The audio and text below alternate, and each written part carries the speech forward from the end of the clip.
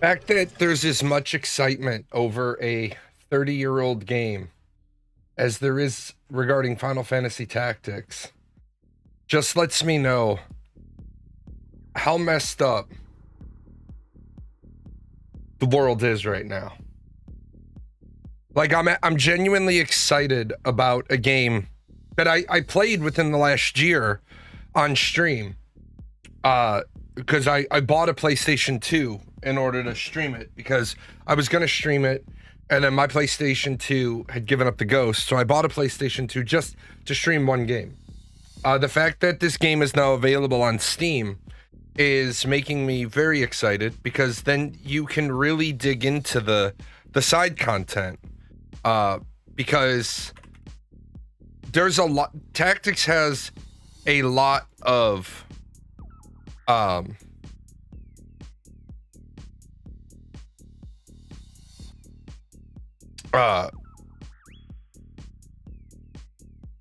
side characters that take a lot of time to develop.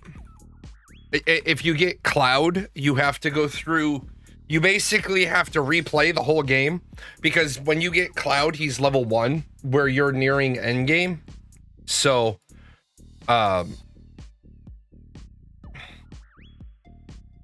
things are,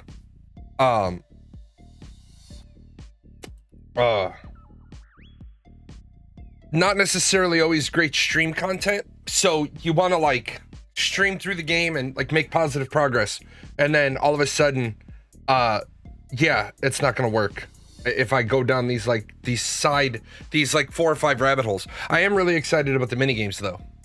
Somebody wants to use my music. Good morning. All of PGN music is made available. DC BYSA Creative Commons by attribution, share alike. There is no cost, but you must credit us somehow and may not make any claims of ownership on the original tracks. All of the details for use be found here. If you have any questions, please let me know. More and more people are using PGN music, which is great. Which is amazing because the more people that use it, then the more popular it gets. The more popular it gets, the more money it makes. The more money it makes, the more music I can make. Without a steady stream of income through Twitch, then I can't. Like the blues album I did this year is probably the only album that I'm going to be able to pay for this year, simply because each album is several hundred, if not $1,000.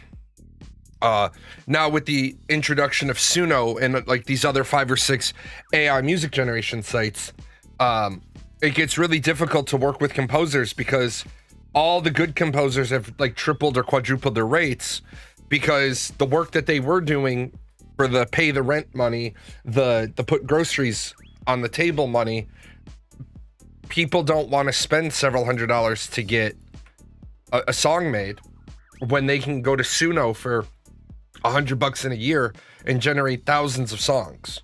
So we'll just start with that here for a second with how is 2025 not infinitely better than 2005?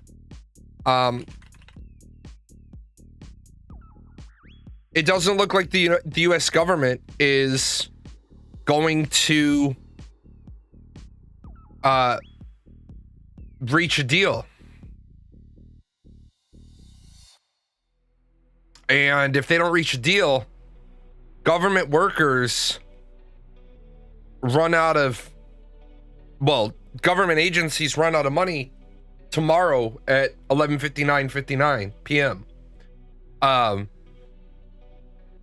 By law, if your PD, if your position description isn't classified as mission essential, you can't work.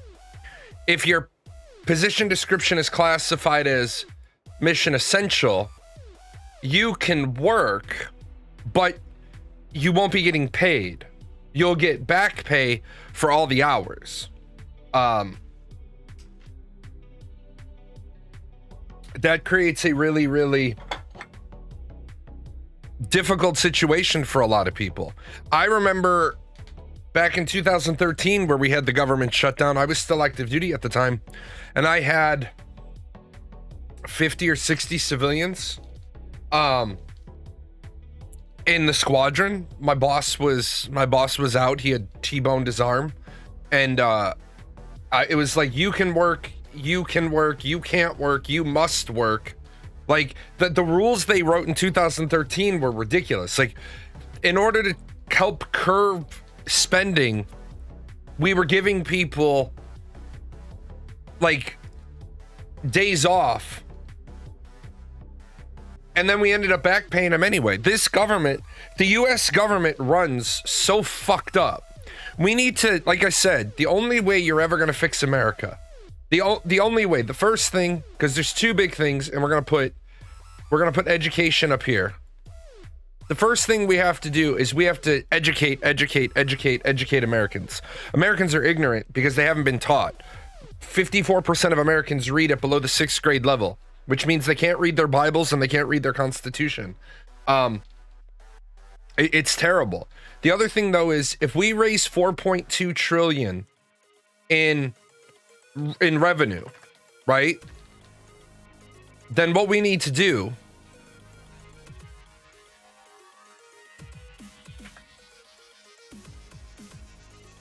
is we need to take 210 billion of that, and we need to apply that to the national debt.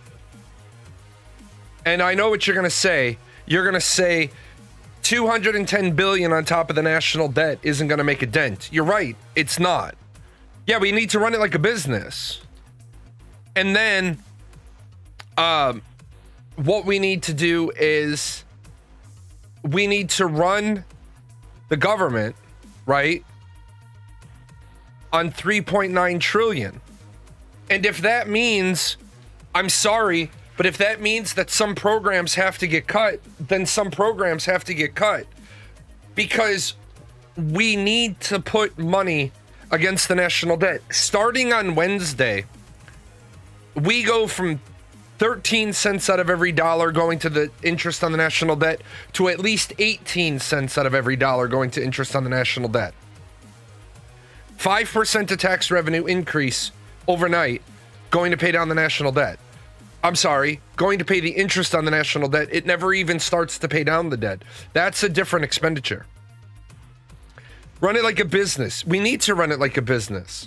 Like, I think Trump's idea of gold $5 million visas is a great idea. I really do. And I'm not being facetious. There's no punchline here. I really do believe Trump's $5 billion or $5 million gold visa is a great idea. If you were to take all of that money and 100% of that money was going right to the national debt. But there's no point in paying down the national debt as long as we run on a $2 trillion deficit this year. This country is fucked up. Like, you saw the video of the guy that was praising Trump, like, look at all the good thing Trump's doing. The man knows how to make money. Man doesn't know how to fucking make money. Man's filed for bankruptcy. Man knows how to take money that he was given and increase it. But Fred gave him the first $4 million for his first business venture. Fred gave him a $9 million trust fund, right? Trump doesn't know how to make money. It's very easy to look successful when millions are handed to you. Yeah. It's like I told you that story, and it embarrassed my daughter, but she needed to be embarrassed. Filed bankruptcy to end losses to gain more. Seems like he knows how to make money and get out of bad financial situation. Sounds to me like you don't know the first fucking thing about how business runs, because when you file for bankruptcy, what you're doing is you're proving I don't know how to make money. If you don't know what the fuck you're talking about in finance, do me a favor and shut the fuck up. Bankruptcy means your management of your business was so bad. I'm not mad. I'm mad at the complete failure that the American school system had teaching you. That's what I'm mad about. I weep for you because you have bought into the bullshit idea that bankruptcy ends losses to gain more. Bankruptcy doesn't end losses to gain more. How old am I? A lot older than you. And do me a favor, stand up when you talk to me if you're a tatted Marine dad. Stand up when you talk to me. Because I doubt you're a commissioned Marine. So, do me a favor. You're a tatted Marine dad. Just be Uncle Sam's misguided children over there. Okay? And trust in the fact that if you think filing for bankruptcy proves you know how to make money. Got a crayon. Excellent. Keep it out of your mouth. Unless it's the ones that can be eaten. I hate when people have bought into this idea that you file bankruptcy to end losses to gain more. Number one, you don't make more when you file for bankruptcy. Because your debtors always get their cut. Okay? Personal bankruptcy and business bankruptcy are completely different. When you file for personal bankruptcy, what you basically do is give all your creditors the middle finger. They don't get paid. The courts literally say, you're insolvent as a human. You will never get out of the hole you're in. Visa, MasterCard, everybody but student loans, because those are federal loans. You can't shed those with bankruptcy. Everybody else says, get fucked. But a lot of people are like, oh, we'll file for bankruptcy and then you'll be able to do what? For the next 7 years, do nothing. Hey, I need a loan. No. I need a credit card. No. I need overdraft protection on my bank account. The bank's like, sure, we'll be all... not for you. Personal bankruptcy is 7 years of financial hell.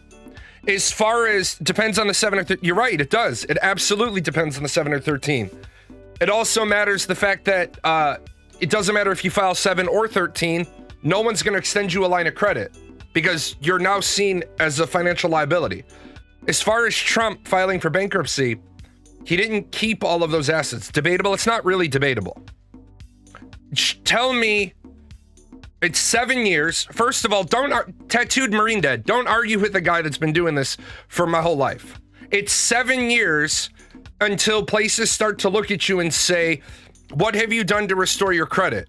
You are right. Some places will tell you to pound sand for 10 years. Even if it's a 10-year, okay, it's not incorrect, you dumb motherfucker. You're right. There you go. It depends on the creditor.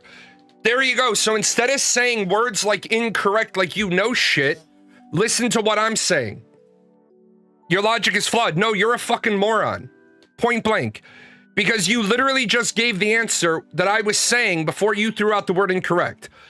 Up until 7 years, everybody looks at you. You're acting like no one will loan you anything because of bankruptcy. Name me a place. I am Air Force. I'm sorry you couldn't score higher on the ASVAB. Also, before you start your bullshit, ready? I bootstrapped. I'm not mad. I am mad at the fact that you actually got failed by the education system in America. I'm absolutely, it absolutely boggles my mind that people can make it through and not get financial literacy. Who's lending people with bankruptcy credit? Oh, you mean the places that lend credit at 30%, 29%? You mean the person who goes and gets a car loan and you see that they're financing a $50,000 vehicle at 28.8%? Yeah, that's predatory lending. Mustang Warriors. I'm sorry, which part of honorable service did you miss? You came in here acting like a fuckwit. So you got treated like a fuckwit. If you act like a normal human being, you get treated like a normal human being. If you act like a fuckwit, you get treated like a fuckwit. What the fuck are you...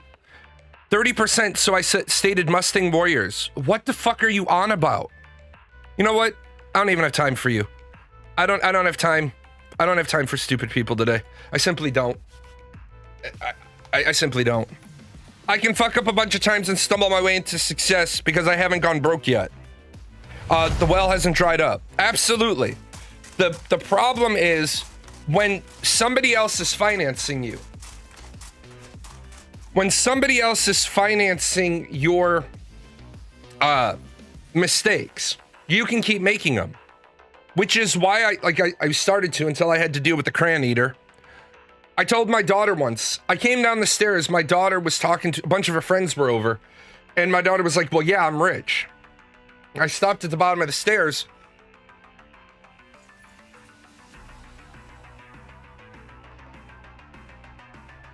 I stopped at the bottom of the stairs, and what I told her was, you're not rich, I'm rich. And she got embarrassed. What's up, Protex? She got visibly upset. I said, you're not rich, I'm rich. And I went in, I made my toast, I left the room. When her friends left, I sat her down and I said to her, we need to talk about the you're rich thing. You're not rich. You're on the spoiled princess program. I'm rich. You don't touch my money. I like Shaquille O'Neal's expression, you gotta have 2 degrees to touch my cheese. I love that expression. I tell my kids all the time, my money is my money. My kids try to come up with these grand plans, right? And what they'll say is, oh, well, dad'll finance me. The Bank of Dad? No, the Bank of Dad thinks that's a really bad investment. I'm not financing that. Because the Bank of Dad says no.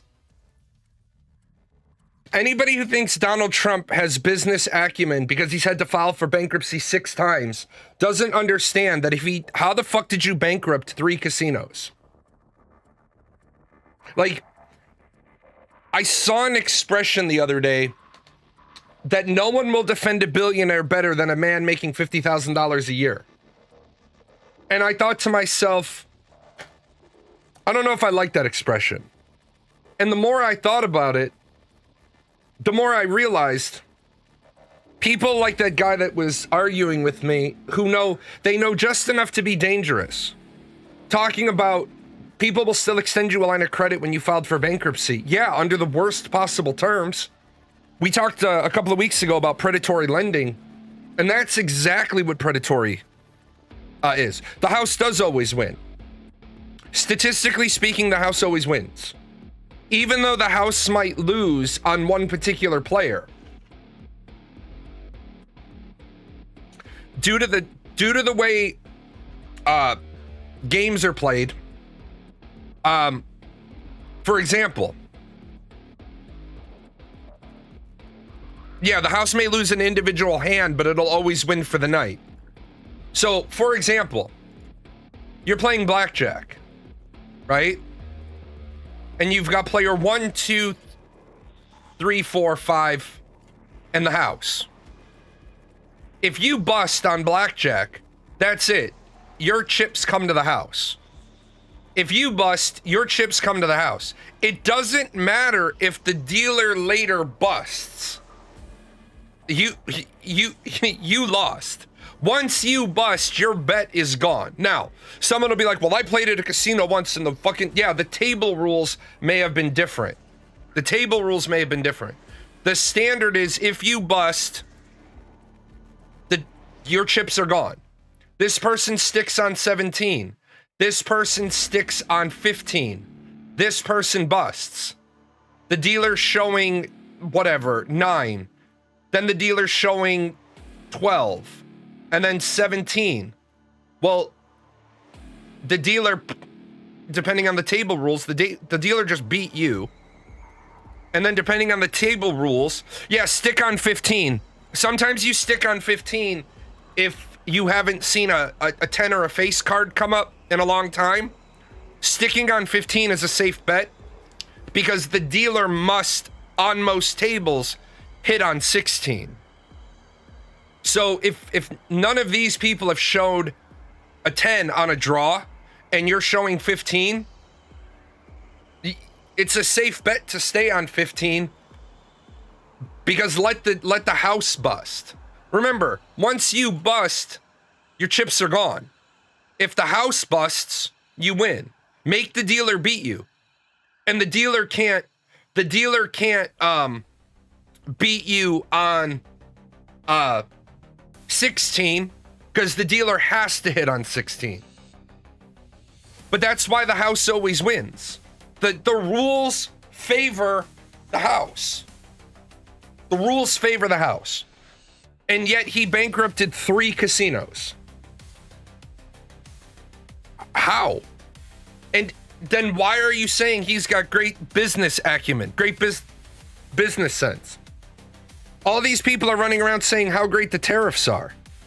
Shit. $160 billion paid in tariffs. Yeah, by American businesses. You put these really high tariffs because, wait, he must have forgotten to tell the card counters they have to leave? Just because it's not counting cards if you haven't seen a 10 or a face card in like 7 draws. That's not counting cards. Counting cards is in your head where you know how many of each are left coming up. How many below 7s, how many above 7s, how many face cards. You haven't seen a 10 or a face in 7 draws? I'm not hitting on 15. Statistically speaking, I'm going to get a 10.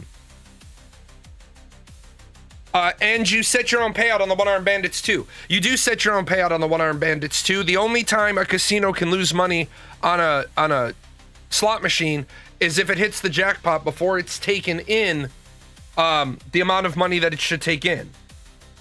He was probably comping too many of his friends. You mean the Russians that were bankrolling him? But we've got people claiming Donald Trump has great business sense. Then why can't he sit down with the Senate Democrats and pick up the 7 votes he needs to get a budget to keep the country open for 2 days?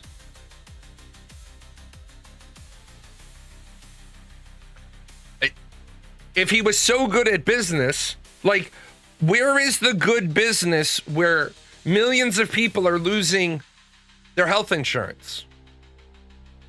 What is that going to do to hospitals when millions of people lose their health insurance? You still got to treat the people. You can't turn them away. Now they just don't pay their bill. Like, there was one person who said, fuck that shit, I'm not paying it. What are you going to do to me? Well, why can't hospitals run like a business? I know it sounds cold. I know it sounds heartless. But why does the law state a hospital has to treat somebody even if they know that somebody can't pay their bill? The hospital doesn't get the money compensated to them. Now, yes, the hospital can, if they choose to not send it to collections, there are ways to write it off as discharged debt. Like, hey, we don't want to send this to collections. I'd imagine that's more to do with the spirit of a hospital. No, it has nothing to do with the medical oath. It has to do with the law. It has to do with the actual law. Hospitals, well, let me back that up. Let me be precise. An emergency room cannot turn away anybody who needs stabilization. If you show up with an injury that you need medical treatment, they can't turn you away. Now, I understand it has to do with the spirit of a hospital, but hospitals aren't hospitals anymore. Hospitals are businesses. Because if hospitals were maintaining the spirit of medicine, you would pay what you could. But by law, a hospital can't, if you have a trauma center or an emergency room, you can't turn away a patient. That's why some hospitals, the really nice hospital next to the really shitty hospital, the really nice hospital won't have an emergency room. They won't have an emergency department. They'll have an after-hours private clinic. because it checks all the boxes. If you're impaneled to that medical network, you have an after hours appointment, but they don't have an emergency room. So therefore, an ambulance shows up with a gunshot victim, we don't take them. We're not a trauma center. We don't have an emergency department. Take them down the road.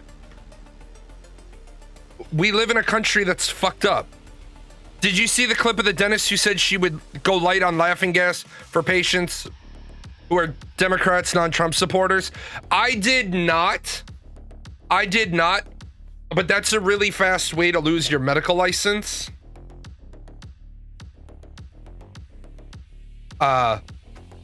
You should treat everybody equally or not treat them at all. This little thing is being a rodent. I was gone and I didn't give it its 10 minutes of pre-show pets. Hi. I know. I had an appointment. I'm sorry. She gets like 10 minutes of pre-show pets. I wear her out and then she sleeps. She's also mad at me. I stepped on one of her yarn balls and I cracked it. I had to throw it out and it was her favorite one. She's all mad at me now. But no, I think that all the people who talk about we need to have free healthcare in this country, we need to stop saying we need to have free healthcare in this country. What we need to say is we need to figure out a way to meet the healthcare needs of the people in this country. And we need to realize that this country sucks at providing healthcare. We already have TRICARE, we already have the VA, we already have Medicare, we already have Medicaid, and shit, on top of those four, we already have the Department of Defense Medical, and we want more of that. Now, honestly, the parts of it that you see that work right, work great. The parts that you see working work really well. The problem is the parts that you don't see are an absolute fucking nightmare. For example, being told that I have to go see a particular surgeon because he's the surgeon. He's the surgeon for that area. And then when I go see him, he turns my shoulder into fucking spaghetti. And,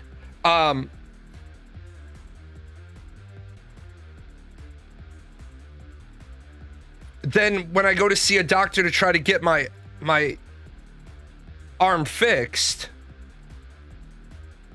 nobody will touch me because they say that person is a fucking hack doctor. Feels like you have too many programs? No, we have different programs for different people.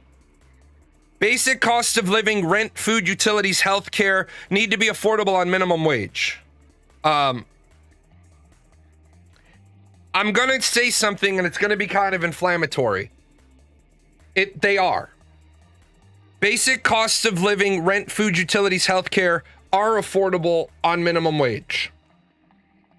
Except people don't want to live where they can live on minimum wage. Because I've lived on minimum wage. I've supported a person's entire life on less than minimum wage. Here's where the rub comes in. Young people want to live right in the center of everything. Well, there's a price tag associated with that. People need to realize basic costs of living includes a basic place to live. It includes basic food. It includes basic utilities. It should include healthcare. Now, healthcare, yeah, insurance companies are the problem with healthcare. Employers are the problem with healthcare. Healthcare, if we separate healthcare out of that, because it needs to be fixed. But what's amazing to me is that in many places, you can do food, rent, utilities on minimum wage. Where we run into the problem is that you have your company provided healthcare that you're paying a portion out of your check to have. And then when you go for an appointment, you still have like a $5,000 yearly deductible. You still have a $33 copay for every appointment. Your medicine isn't covered. That's why when we talk about all the bits, housing, food, utilities, these are in one block. Healthcare is in another block, and inside that healthcare block is prescriptions. I own rental properties and I had to raise rent because taxes keep going up. Very hard to afford everything on minimum wage. Live far away for cheaper rent than pay double in gas to get to work. I'm going to say this right now. If you had to raise rent, and I used to own a bunch of properties, if you had to raise rent because taxes kept going up, then you are forward advanced on your property acquisition because you're not able to absorb the taxes, which you shouldn't necessarily have to, but you're having to raise the rent dollar for dollar because the taxes go up. It means that you're having somebody else buy your equity for you, which I'm not one of these people that's going to demonize landlords. I'm just saying that people in your situation that have to raise the rent dollar for dollar when your taxes go up, it's because they're buying your equity for you. See, I never did that. I never had the tenant paying off my equity for me. I had the tenant of units 1 and 2 paying the equity on 3 and 4. Part of 1 and 2 paid for the property taxes, and then the rest went into 3 and 4, and then 3 and 4 went into 3 and 4. I was never in a situation where I had to raise rents because the taxes went up. I was in a situation where I could take a little bit less because I already owned the building. I already owned the structure. I owned the 26 unit property. I owned the duplex. I owned the fourplex, the quadplex. I owned the whole building outright. Therefore, the money coming in was profit, not debt against the mortgage. And there's nothing wrong. In a capitalism point of view, there's nothing wrong with people having rentals. But there is something wrong with rentals when you didn't already own the building and you're renting out a property you already had, because you're making the cost of living there higher than it would be if the person lived there themselves. Because if the person lived in the rental themselves, then they would get homeowner exemption, primary residence, but because it's a rental, the property taxes are higher. That's why people don't like single family home rentals, because they cost more to rent than they would actually do to be paying on a mortgage to buy. But there's nothing there.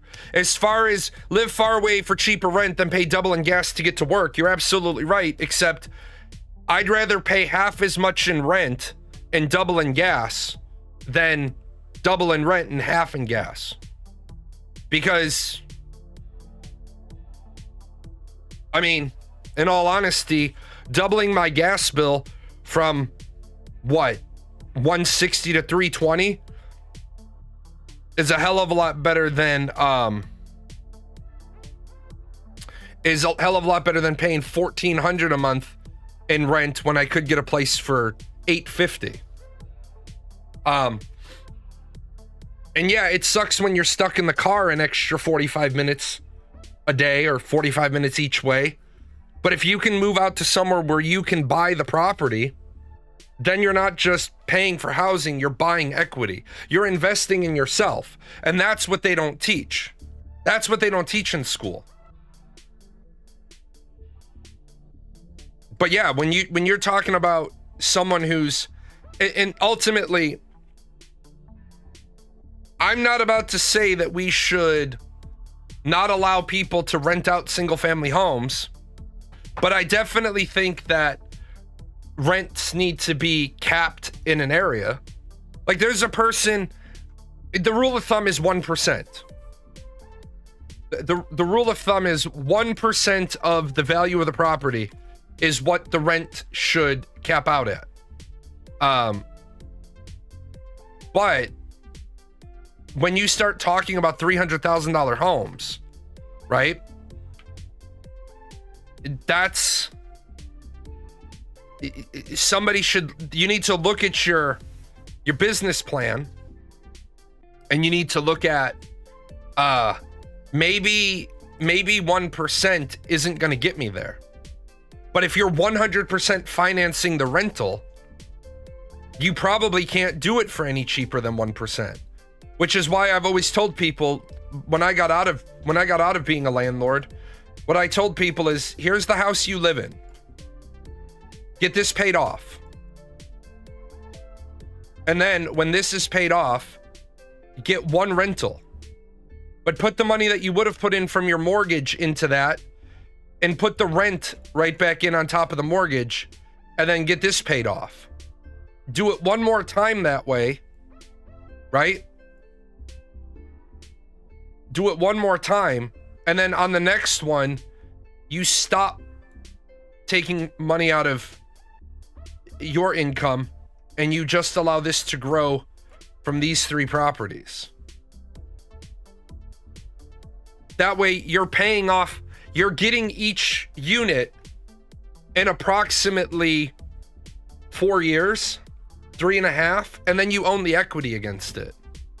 And then all you're doing is you're taking out 1/12 of the year for your property management. You're taking out, unless you're doing all your own property management, you're taking out 1/12 out of the rent for a year for your property management. You're taking 1/12 for the savings for the vacancy. You're taking out 1/12 for the property taxes, leaving you 9/12. Well, this is getting 9/12, but it's also getting 9/12, but it's also getting 9/12. You're making 27 mortgage payments in a period of a 12-month period. You're tearing the shit out of that mortgage. And then pretty soon, when you have a lot of them, and I'm not joking, you're buying a new place, you're diverting all the rents to pay on that mortgage, and you're literally getting the whole piece of equity paid for in a year. Now, I know that guy that's on TikTok, and he's gonna say shit like, well, you don't want to do it that way because then you're not able to properly take the tax deductions. Look, I don't want to take the tax deduction. I want to get the piece of equity paid for as quickly as possible. And again, if you ever get into real estate, then the thing you need to do is put a big double wall around your personal property, because you never want your personal property tied up in in your business side. You form a single LLC up at the top as a holding company, and this is the really important point. You need to tell your accountant and your lawyer and everybody you want this set up as a holding company, and then this LLC for this house, if the address of this house is 123 Main Street, then what you do is you create 123 Main Street LLC. The only asset this LLC will ever own is this house. That's it. That is it. And then however your state requires you to do it, once you, and let's say we're gonna say don't go alone, the shirt I'm wearing, don't go alone LLC. Well, this is 123 Main Street, and then a don't go alone property. You got to make sure you word this exactly in accordance with your state law, because then what it does is it allows you to charge them 9/12 of the rent a year on the licensing for the catchphrase. That's how you move the money back up here. And it's all legal. But the thing that I'm never going to say to you is, here's how you do it to avoid paying taxes.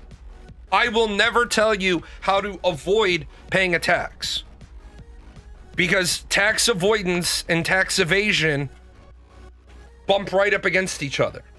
Pay all the taxes you're supposed to. That you're supposed to. I would mention one thing, check with taxation at the state level. Holding real estate in LLC in some states can be subject to extra tax, even when selling. Yes, that's why I said, in accordance, absolutely. In accordance with your state, in accordance with your state law. Because if your state law places an extra tax on holding. Now, remember though, the trick with that is you're not holding the real estate. You're holding the company. And that's why you set up multiple LLCs. Don't Go Low Holdings up here doesn't actually hold the house. It holds the LLC. The LLC holds the house. But you need a yes, you absolutely. That's why I say on the Jalon channel, the 3 things you need before you ever start a business is you need an accountant, you need a lawyer, and you need basically a marketeer. You need the lawyer and the accountant to say, this is how I'd like to set it up. And they're going to say, no, that's not how you set it up. Like PGN, the top level company, Paradox Gaming Network Incorporated, is not a holding company because of my state's ridiculous laws on holding companies. That's why I formed a C corporation. That way each other division is its own division, and then I don't have to worry about forming 19 LLCs. If you're selling, you should be doing a 1031 exchange to mitigate the tax burden. Depends.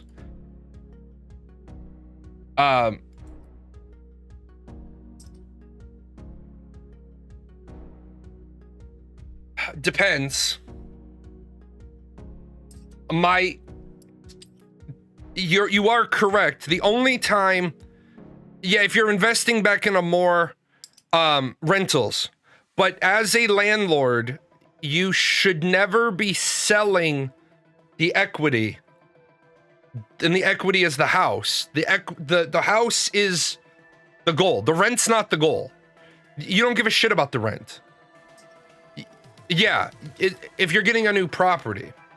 But truthfully, you should only ever be selling properties if it's no longer advantageous to have that particular property. Or when you're like me and you're getting out of it altogether. Then you sell a bunch in 1 year, you sell a bunch in the next year, you sell a bunch in the following year, so that you can basically get out. Also, capital gains tax on investment properties is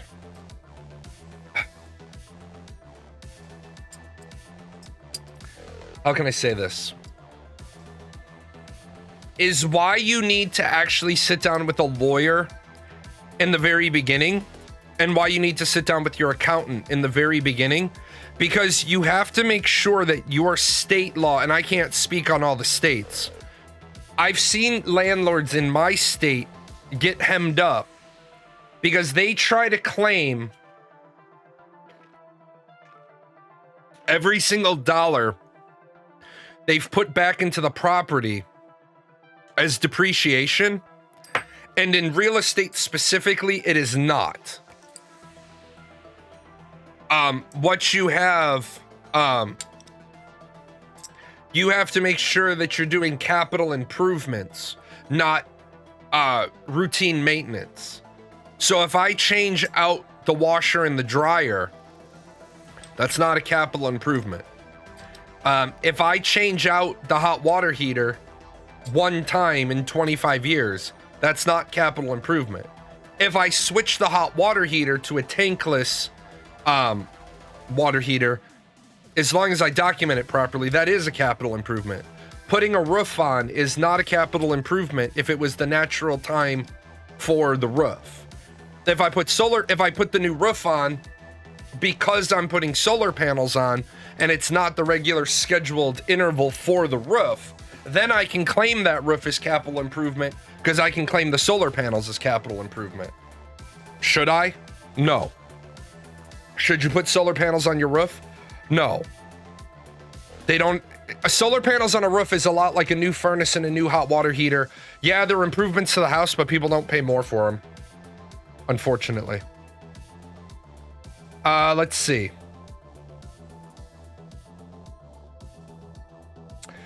Trump meets congressional leaders as a shutdown deadline nears. With government funding set to expire Tuesday, Trump is meeting with congressional leaders at the White House. Top congressional leaders are heading to the White House tomorrow for a meeting with Donald Trump.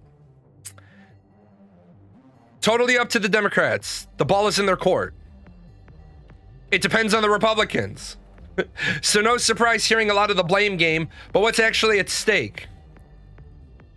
Republicans have been trying to advance a temporary funding bill, a continuing resolution to keep federal spending levels flat.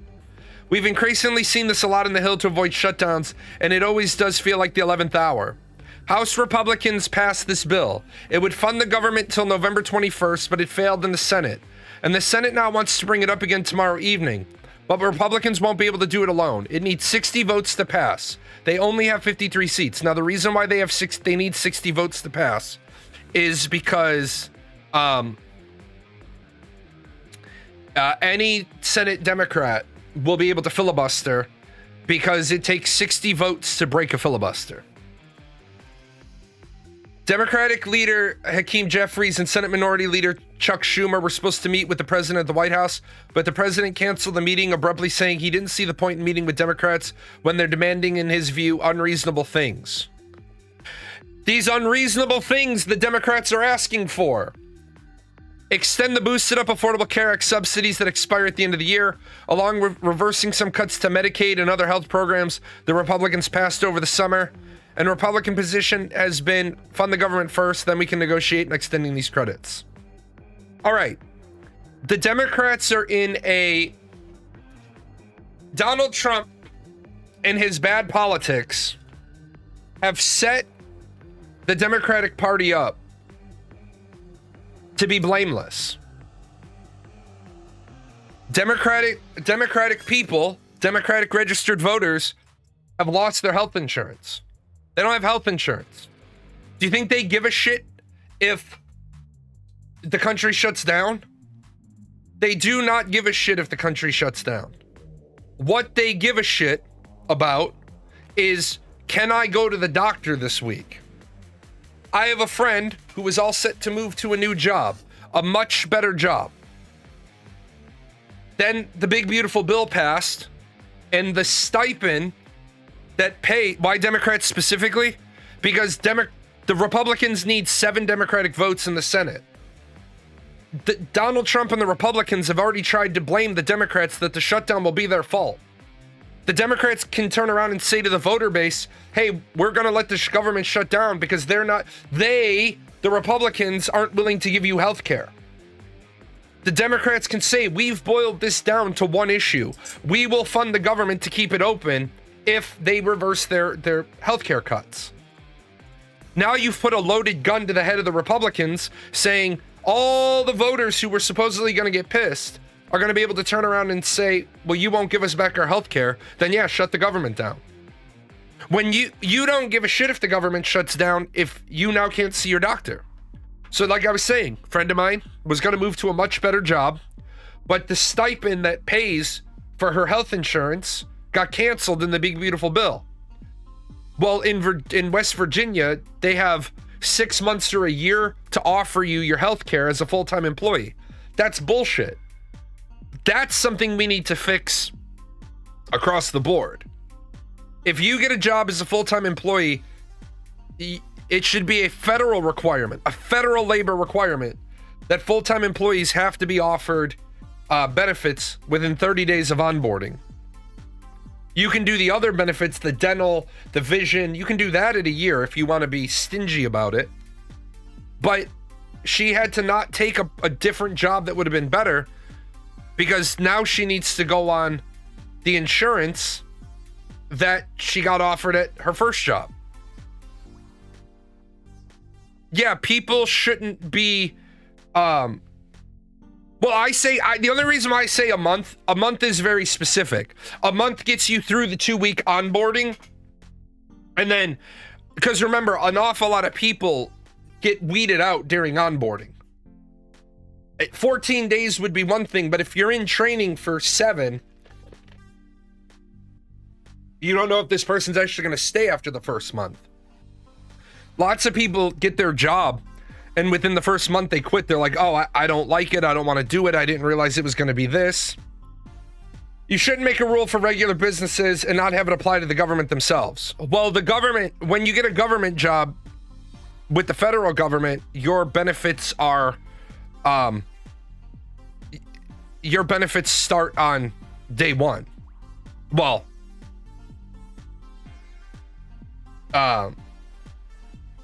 whenever you return the enrollment form. Usually you do that on your first day. You fill out your W-4, your I-9, here's your benefit form, here's your direct deposit, and then here, watch 6 hours of videos. But no, the Republicans, Donald Trump has basically set it up so, fuck it. The Democrats will be like, no, shove it up your ass.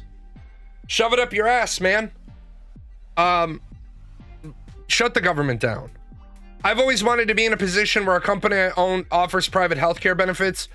I would love to be in a position where I could just put people that I know need benefits on payroll. And look, man, you're already working, you have a job. I can't afford to pay you, but what I can afford to do is, for the time being, I can put you on my payroll so you can have benefits. You gotta write a book report every week or some shit. Like, you know what I'm saying? Like, you have to do a book review every month. Write a book review, and then you're a freelance writer, or you're a staff writer who has 1 article obligation a month. Here's your benefits.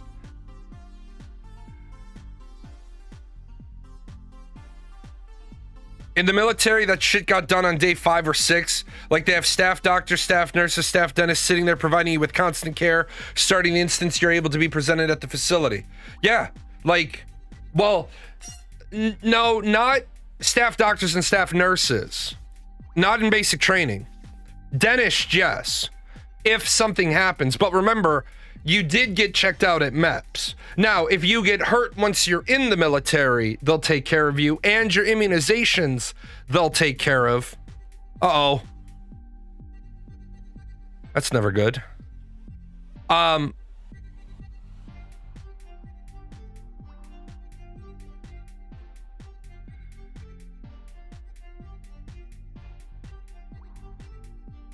I'd like to see you make a video on Ashes of Creation 2 in marketing for their upcoming alpha.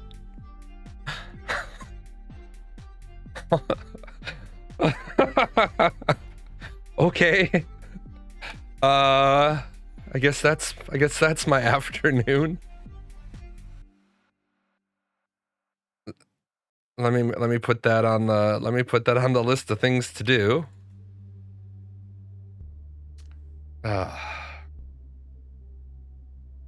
But yeah, the military, I'll get that done today. The military takes care of you at MEPS, tells you what you need.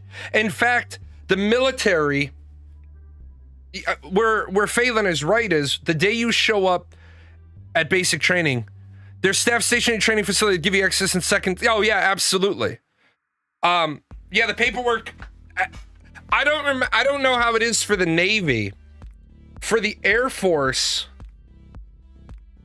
all our paperwork is in an envelope when we arrive at basic training. And yeah, I mean, I got hurt at basic training and I had an MRI within 12 hours of getting hurt. In the first week, you do a piss test so that they can ironically, it's nice when you're one of the last flights to go for your piss test, because you can't be dropped for push-ups or do PT until after you've had your drug test. But yeah, he's absolutely right. You do your paperwork as soon as you set foot on your basic training station. If you need medical assistance, you have it. I actually told the story, I think once, the Amoco Corporation, and they're building downtown Chicago before it was bought, before Amoco was bought by British Petroleum. Amoco as a company had a doctor's office and a dentist's office and a vision office all inside of the high rise, because their belief was if you needed to come to the building, unless the doctor said you're contagious, go home, it was beneficial for them to have a doctor and a nurse and a dentist and a vision person all there, so that instead of leaving for work for like half the day or the whole day, you're at work. You have an 11 o'clock appointment. You're talking. Okay, now I know what you're saying. You're talking. The big one you're talking about is your dependents get. Yeah, your dependents get their medical care immediately. Now it is kind of a pain in the ass, but yeah, that's a big one. As soon as you fill out your DEERS enrollment form, that's why when you go to basic training, you have to have. They laugh when I used to send kids off to basic training. I used to just give them a template form. If you're married, this is the information. Now, if you're married and have kids, getting in with kids anymore is a little bit difficult. Yeah, if you have your wisdom teeth still and those are impacted, if you're not in any pain, they won't take them out in basic. They'll take them out at your first duty station, or they'll take them out at your training station. But yeah, that stuff, yeah, and the immunizations suck ass. I went and got all my immunizations before I went to basic because I had good insurance. All I said to my recruiter was, can I have the list of all the immunizations we need to be up to date on? And he said, yeah, but you'll get them all there. I said, I do not want to be in basic training getting a shit ton of shots. And I needed a bunch because Hep A, Hep B, all that shit I probably wasn't up to date on. I went to my civilian doctor and I was like, yeah, let's make this list happen. But no, you're absolutely right. I didn't think about the dependent one is. And then unless you had major dental work, I don't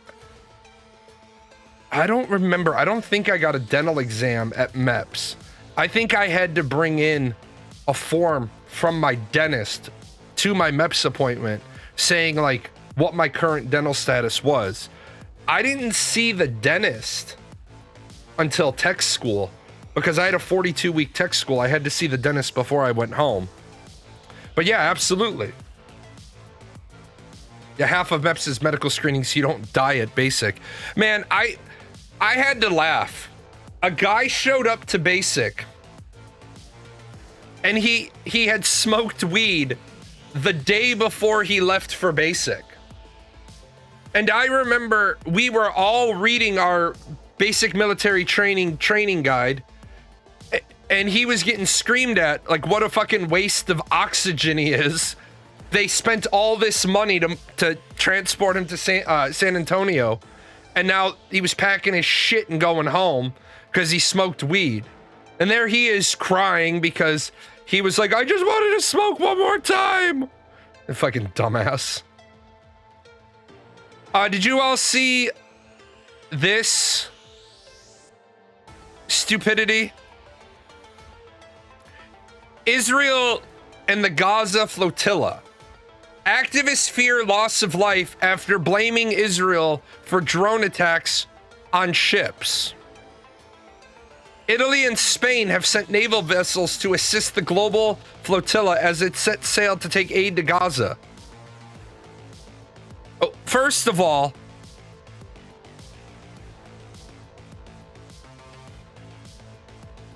how is that an aid ship?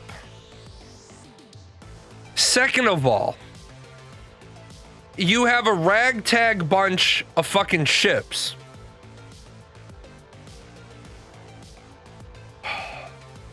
Where the fuck are you docking? Where are you docking?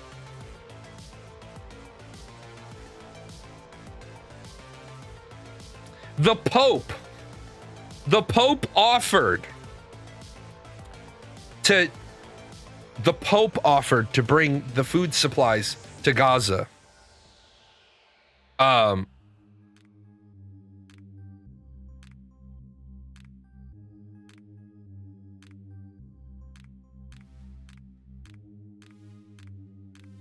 you walk down a line, a corpsman who was assigned a specific vaccine and location. It was poke, poke, step, poke, poke, until you got to the end of the line, and then 6 of you gathered around a gurney bed with your pants around your ankles. Well, I will say this, 6 guys gathered around a gurney with their pants around their ankles certainly does sound like a normal day in the Navy.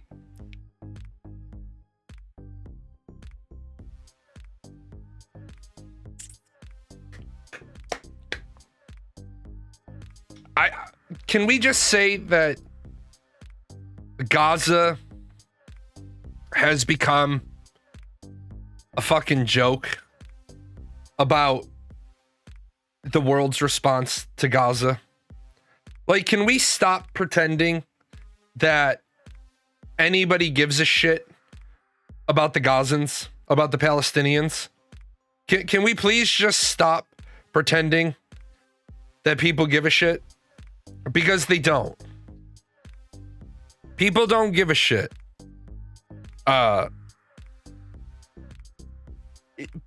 People want to talk about Gaza because they want to talk about some other agenda. I'm tired of the world saying how difficult the Gaza Palestinian problem is, because it's not difficult. It's not difficult in the slightest. It's literally any country that's sovereign with a military that recognizes Palestine as a country politically sending their troops there. I think all these nations that are a member of the UN have forgotten it doesn't have to be a UN peacekeeping mission. Do you think Israel is going to run the risk of bombing Italian troops or Greek troops or German troops? German probably, maybe. French troops, they might surrender. I mean, it sounds that way, but who's sending troops to Ukraine? Well, that's a different story. Okay, that's a little bit of a different story, and you have to peel back the onion. And I hate to say this. I do hate to say this, but legally, I didn't sign the paperwork. What Israel is doing in Gaza is war crimes. What Israel is doing in Gaza is war crimes. I understand their idea. I understand their intention. I get that they want to fight terrorism. I get that they want to get the leadership of Hamas. But when you kill or wound 50,000 children, your rules of engagement are pretty shitty. When you're knocking down residential buildings and you can't provide one, like, can we be honest, for just realistic? There's one high-rise building left standing in an area that's been bombed to shit. What is the statistical probability that any member of Hamas is still running their operations out of that one high-rise? And the answer is 0. There is no chance that Hamas is in a building surrounded by rubble. No leadership is there. So there is absolutely no reason to blow up that building, because there's no chance Hamas, yeah, they're all in underground bunkers or in another nation, which is why Israel is bombing other countries. The Ukraine has a sovereignty and no one is putting their official troops. You're right. Now, here's the reason why. Russia is, by treaty, authorized to take back the Ukraine if the Ukraine takes steps to join NATO. And you have to peel back all the rules and all of the freedoms from the dismantling of the USSR.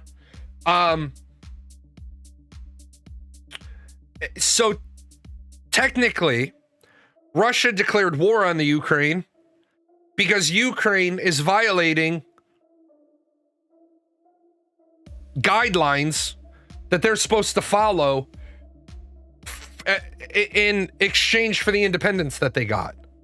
Now, do I think it's all a load of fucking horse shit? Absolutely, yes, I do. But I'm not the one who signed it. I'm not the one that wrote it.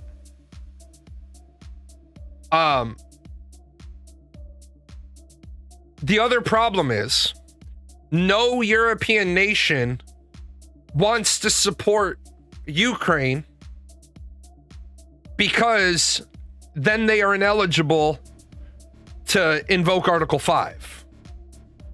If Poland puts troops in Ukraine and then Poland gets attacked, Poland can say, I'd like to invoke Article 5, and the NATO treaty says, but you can't, because you've been attacked in a war that you engaged in prior to NATO saying, we're getting involved.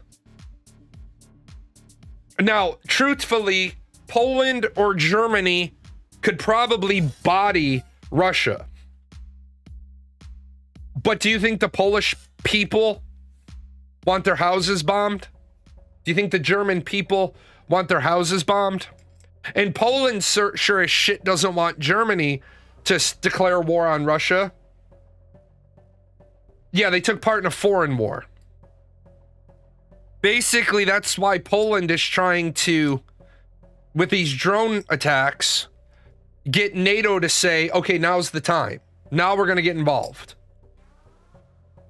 What's scary is Russia can't beat Ukraine. Russia is now in a protracted war where they're not able to make any advances. But the Ukraine doesn't have enough military strength left to push Russia out of the areas they hold.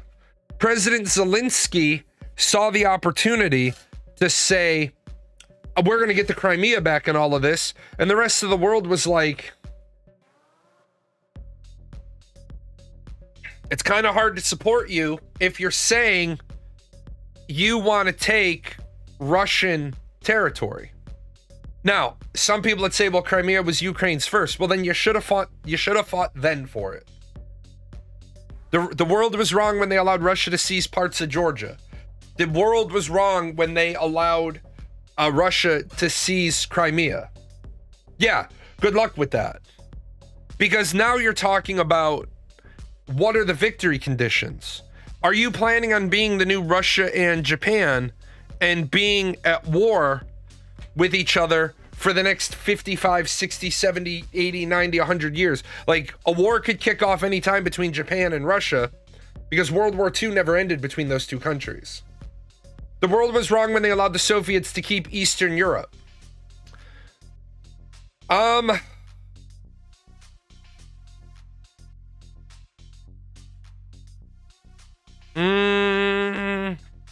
We have to be careful with that. We have to be careful with that statement.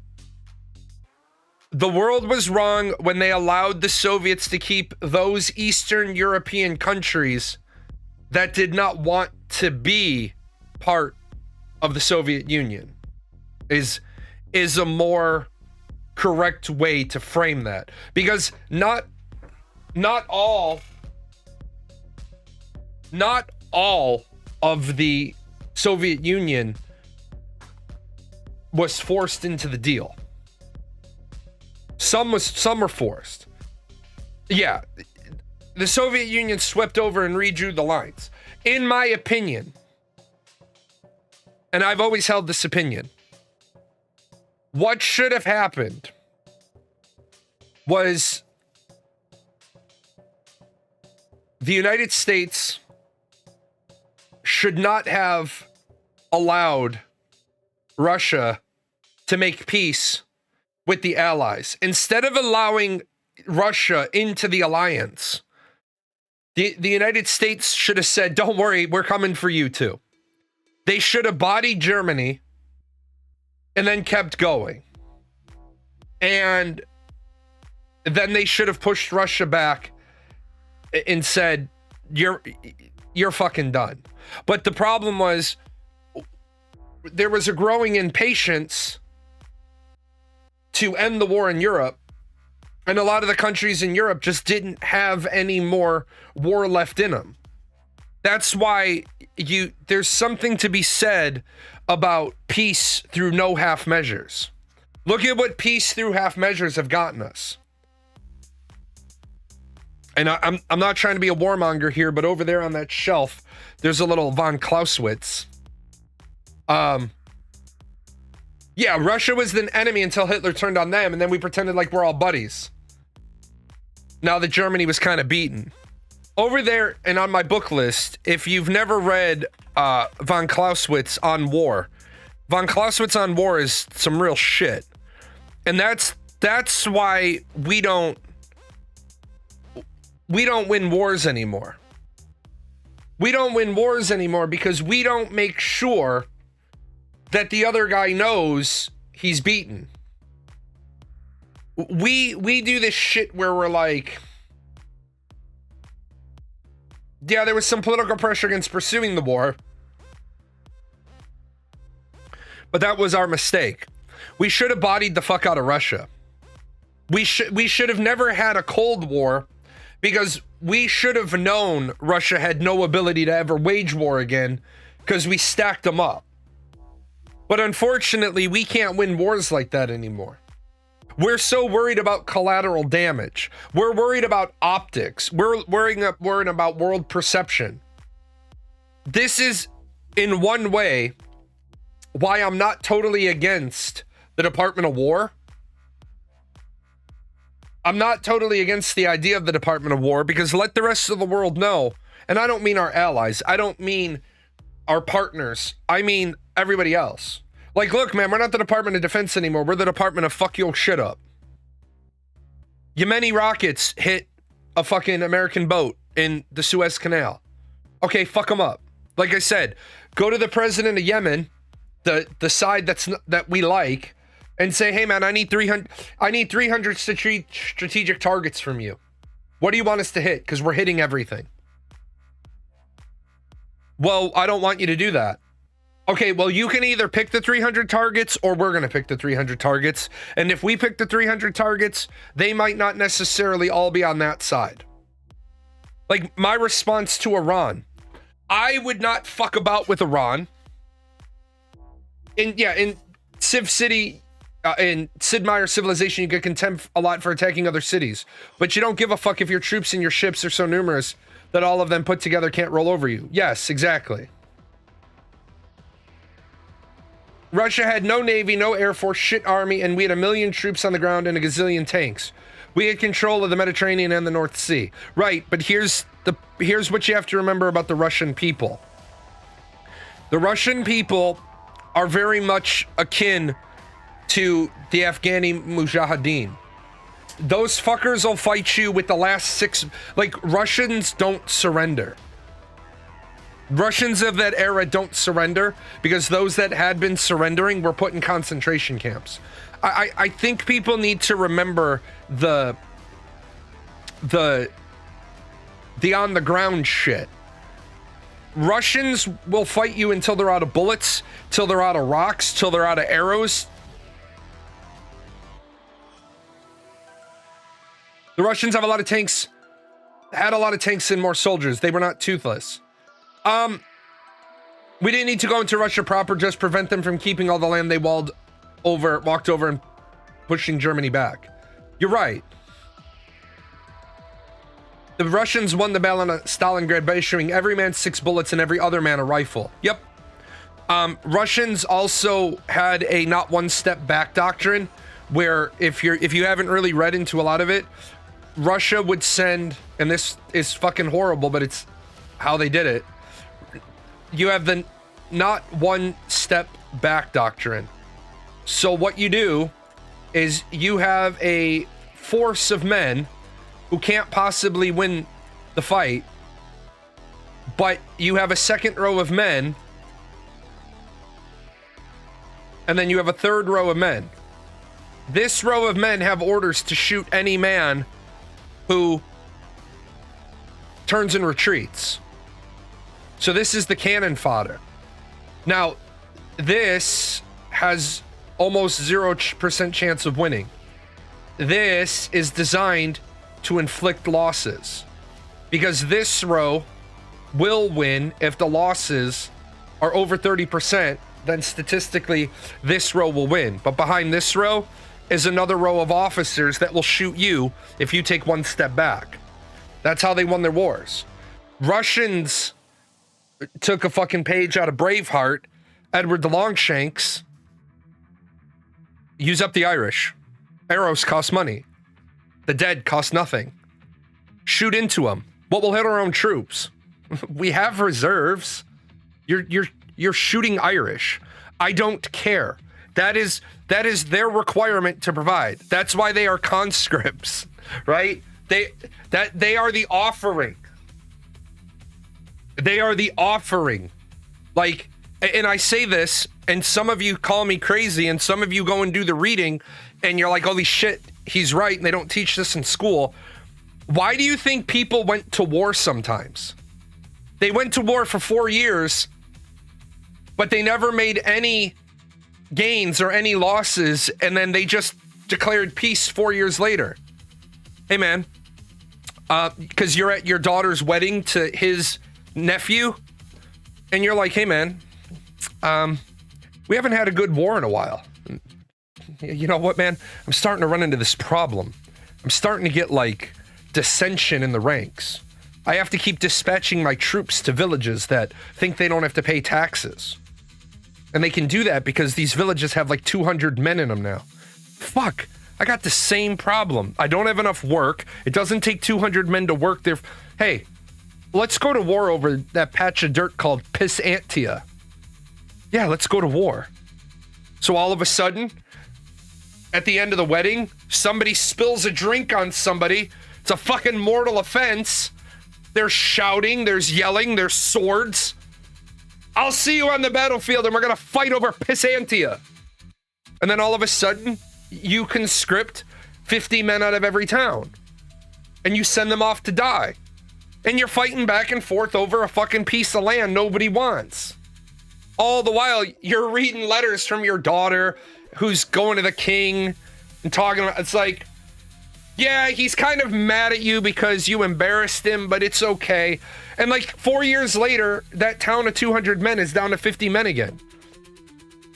Everything's good. Everything good. Good on your end? Shit, things aren't good on your end? Fuck, okay. I'll take care of the things aren't good on your end. Night raid!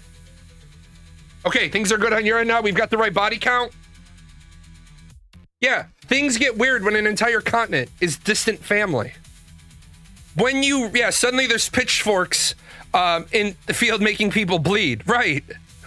We're low on money. King, raise the taxes. Sheriff, they're not going to pay. King, let's start a war. Exactly. Exactly. That, and study your European history. And that's how it is. Until, of course, you got some groups of people that were like, you didn't invite us to the decision-making process, and we're going to get all crazy. Which English king is it who spent more of his time in Aquitaine ruling England, which is in Aquitaine's in southern France, by the way? The King of England lived most of his life in southern France because he literally said, fucking English weather.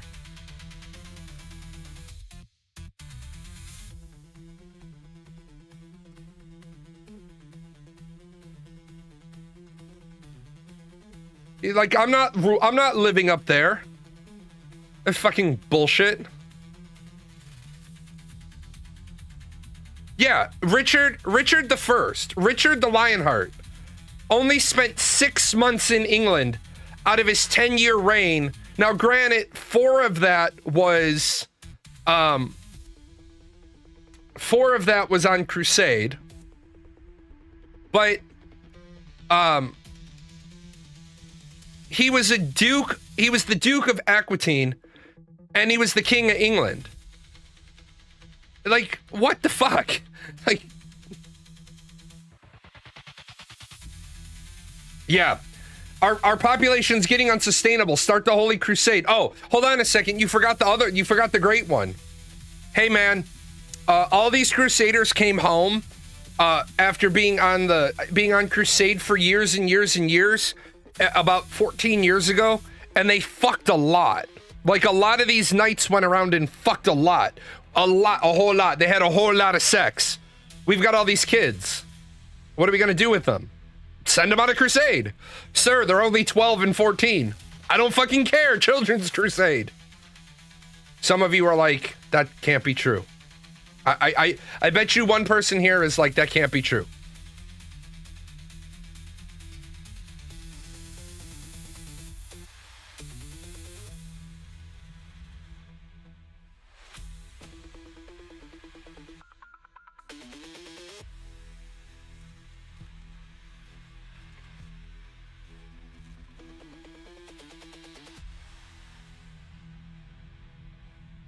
They sold a bunch of Christian children into slavery.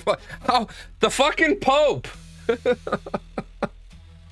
fucking Pope sold a bunch of Christian children into slavery, hoping that Christian children would subvert Islam from within. I'm telling you, you have not been told even the tip of the iceberg of fucked up American history, or I'm sorry, world history.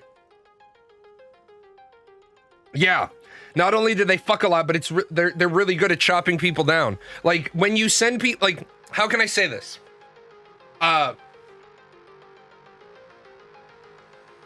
You caught the second half of that sentence.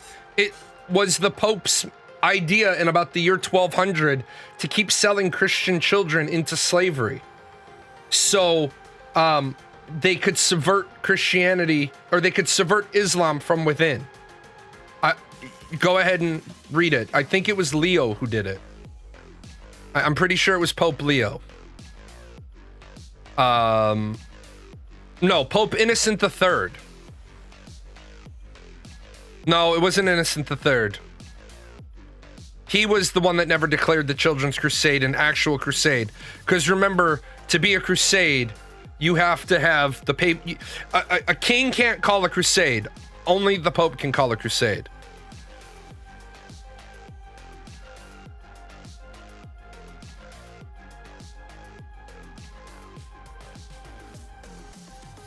But yeah, there is some fucked up shit. And it was Innocent the Third, by the way. Yeah, and the other problem is when you sent men to fight, like Vaco said, you're poor and unemployed, take up the cross and you could be a knight in Jerusalem. Yeah, I also, you shall not kill. Actually, Vaco, that's not what the commandment says. And this is a really important one. The commandment does not say thou shalt not kill. The literal translation of the commandment is thou shalt not murder. And you can only murder those of your faith. That's why in the movie Kingdom of Heaven, Ridley Scott, who knows his religious history, he said, the Pope has said to kill an infidel is not murder. It's the path to heaven. Because an infidel is not your equal. The only people that were your equals were your brothers and sisters in Christ. That's why we've changed the commandment to thou shalt not kill, because before it was thou shalt not murder. And in order to commit murder, you have to have malice in your heart. And it was seen, and they told the Crusaders, you're not butchering men, you're butchering cattle, you're butchering sheep, you're killing animals. They used to say that, and this is not my current day belief, this is what they said. They literally said, those who follow Islam are like animals. You can kill them, and it is no different than the cow you kill to feed your family. But what got really fucked up was, as you know, if you make chairs every day, you become a good carpenter, right? If you make bread every day, you become a good baker. You spend all day, every day, chopping people up. You become really good at being a swordsman. You become really good at killing people. And so when you've been on crusade for 4 years or 5 years, and then you come home, first of all, you very likely are a knight. You're a knight of the crusade. You have a little piece of paper with a seal on it. You've been knighted, right? So you come home, now you're a knight errant. You don't have a lord, but you walk into somewhere and you're like, I'm gonna fuck all your wenches, because I ain't seen no pussy in 5 years. Who's gonna stop you? The local sheriff, who's only gotten his military experience beating up drunks? Like, you literally have Castle Forge steel. You pull out a sword that's probably worth more than half the value of the town. And why do you have that? Because whoever was supervising you in the Crusades was like, that Vaco guy is really fucking good at chopping people up. Let's get him a better weapon. In truth, you would have had 2 weapons. You would have the sword on your side because you're a knight and you're authorized by job title to bear arms. But you would also have a warhammer, because if you've studied your history, swords are really shitty at killing people. Swords are really good for movies, but most of the time, knights didn't draw their sword except at tournament. Like, their swords at tournament were blunted. It was a symbol of their status. Because if I walk into town wearing a sword, somebody official in the town better come up to me and ask me who the fuck I am and why I'm there, because I'm it's kind of like the Wild West. I'm walking in with like a 6-shooter on my hip. Like, I better go talk to this guy. Well, a knight walking into town, if he's a knight, he has the right to bear arms. And what does being a knight also do? What's the trick to that? You have the right to bear arms and dispense the king's justice. What did a corrupt sheriff not want in his town? He didn't want a knight. He didn't know if it was a good knight. He didn't know if he was a bastard knight of the crusade. Yeah, it depends on the region. It depends on the era. Because you could be an employee to carry swords, but very rarely did the common people even own a sword. So if you work for the sheriff, you probably didn't carry a sword. You carried a shillelagh, a club, you might have a knife, but they didn't give swords out because you weren't supposed to have them. Now, France, different story. France, a little bit different. Yeah, the common people had pointy sticks. The common people had farm tools that had been converted to infantry weapons. Yeah, steel was not cheap back then, absolutely. And that's why I put into quotes Castle Forge steel, because you might have a sword that's complete garbage, as opposed to, remember, a baron might have 3 to 5 knights, because a baron has to armor them, give them an estate, give them income. The baron's like, and can we just be honest for a moment?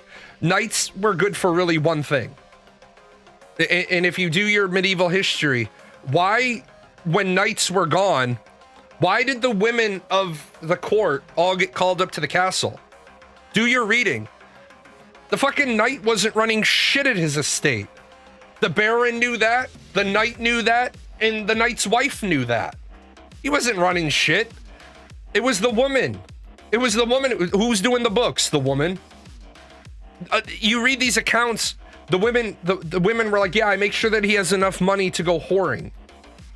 Because, hey, honey, here's your allowance. Go whoring up the coast. Just don't bring any children back. Don't bring back any bastard children. Yeah, knights are amazing sergeants. They get a lot of shit done, but they're not really good at all the other work. Yes, that is also true. In some situations,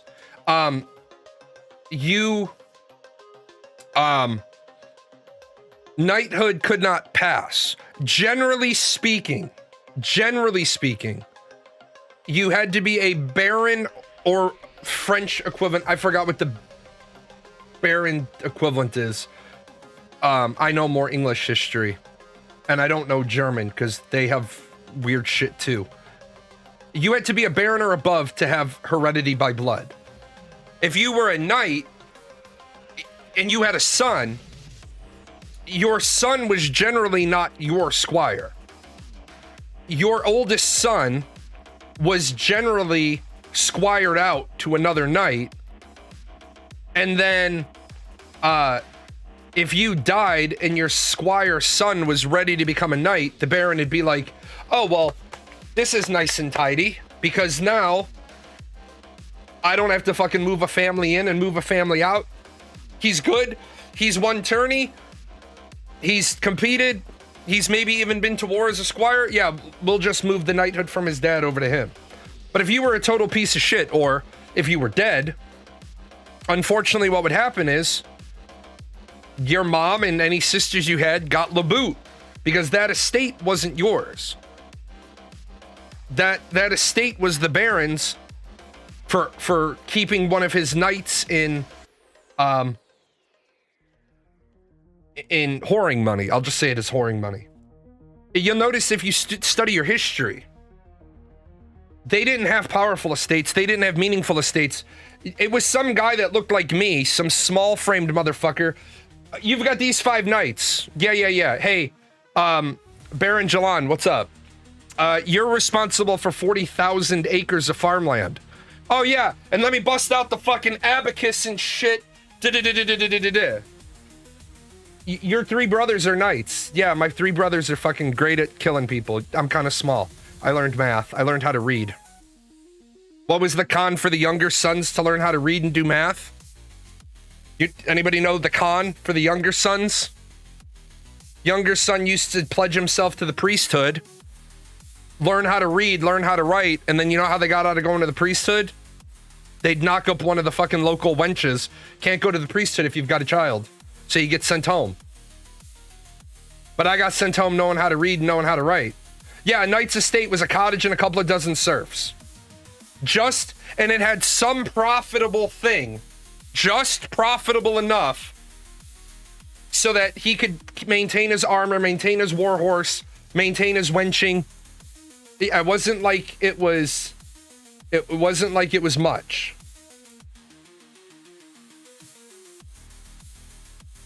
Yeah, his estate was usually on the land of a more successful manager. Sometimes you got a small dirt rampart around it. No, actually, usually not. Not for the average knight. For an important knight, yes. Not for your average knight. Because the average knight's estate was that if it got attacked, they kept your holdings small. Just pack up your family. Now, if you were... What's the fucking... There's a term for it, and I can't think of it. It'll come to me. If you were on the outer rim, then you would have a defensible estate because you were the... No.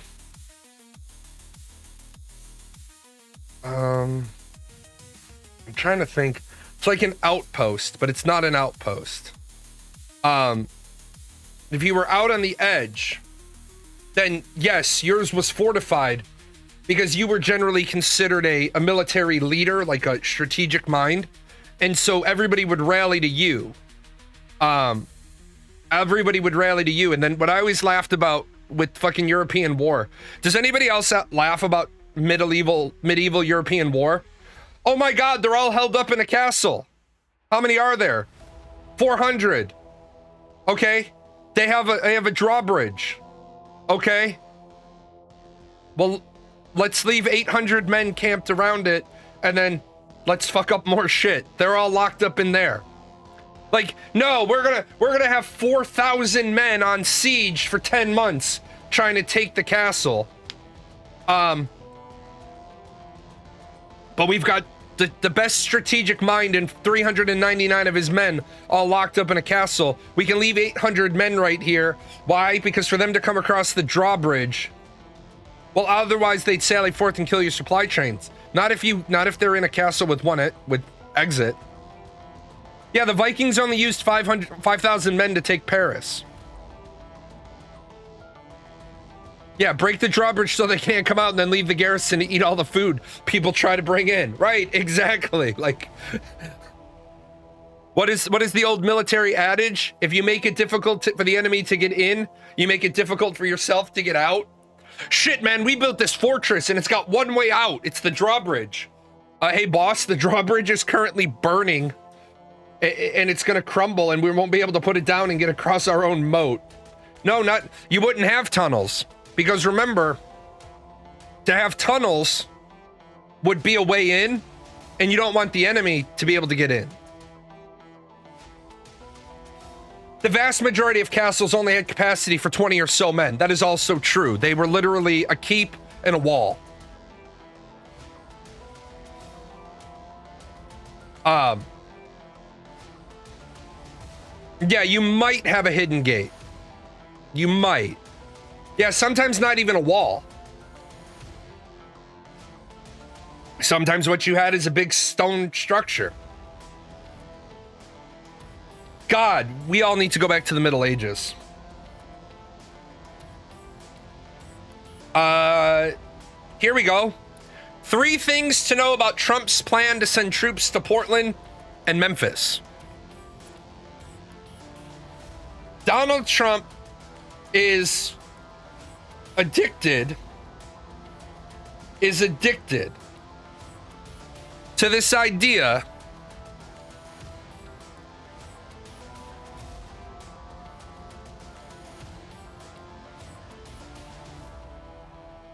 to sending troops in places where people talk negatively about him. You cannot send troops against Antifa because Antifa is anti-fascist.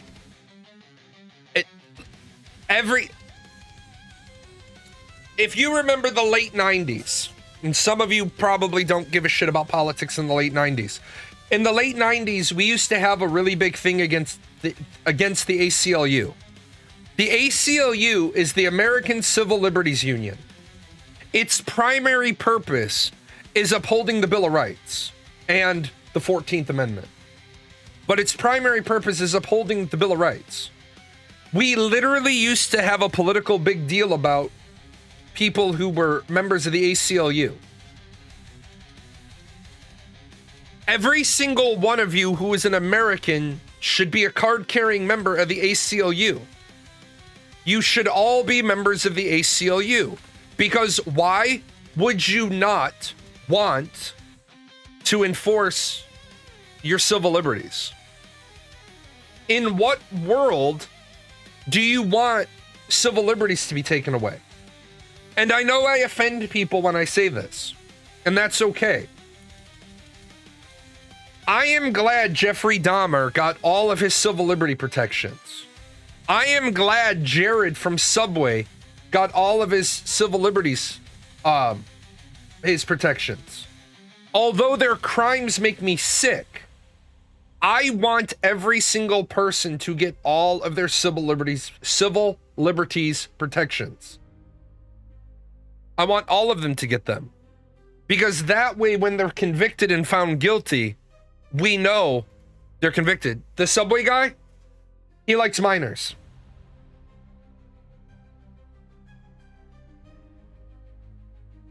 Yeah. Your governor had a phone call with Trump this weekend. Apparently, he was shown a video from 2020 in Portland during the George Floyd protest and thought that was going on currently. Right now, there's like 20 people standing outside the ICE building with signs. That's it. Right.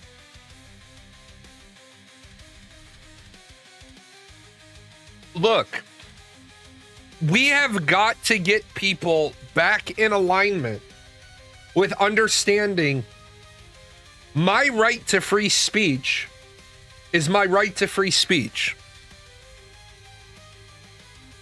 My right to protest is my right to protest. My right to protest. I saw a video of a congresswoman getting body slammed in Chicago. Let me see if I can find that video real quick.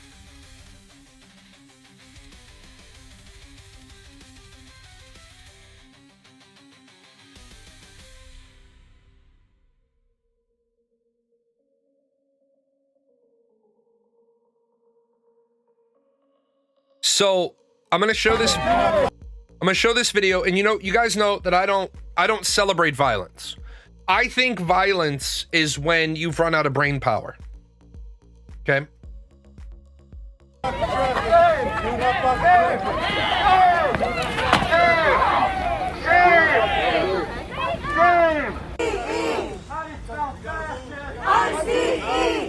Okay, right here, this is not a legal protest.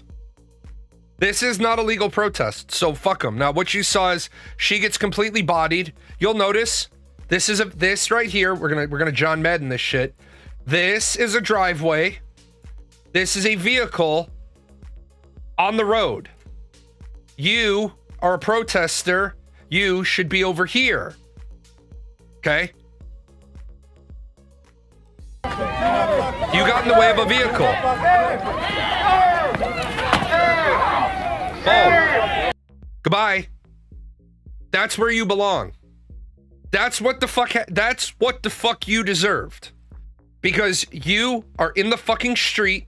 You are in the way of a vehicle. You are in the way of people lawfully doing their duty. You do not have to like their duty. You do not have to agree with their duty. You could do whatever the fuck you want, but you are in the fucking road. You cannot block somebody's protected freedom of travel.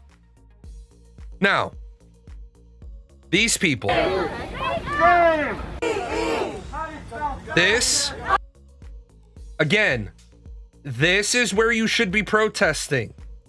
In fact, you even saw people protesting. Boom. You see right there? You see people right there. That's where they should be. They're on the sidewalk. They are not in the road. They are not sitting in the street.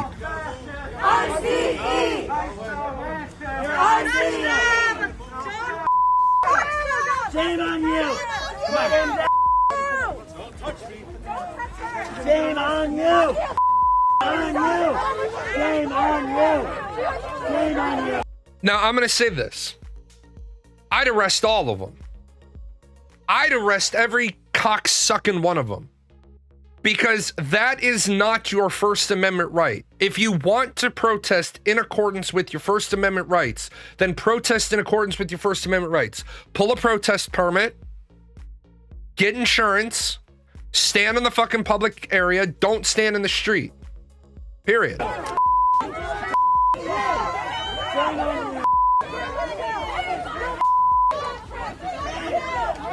But you can't talk about freedom.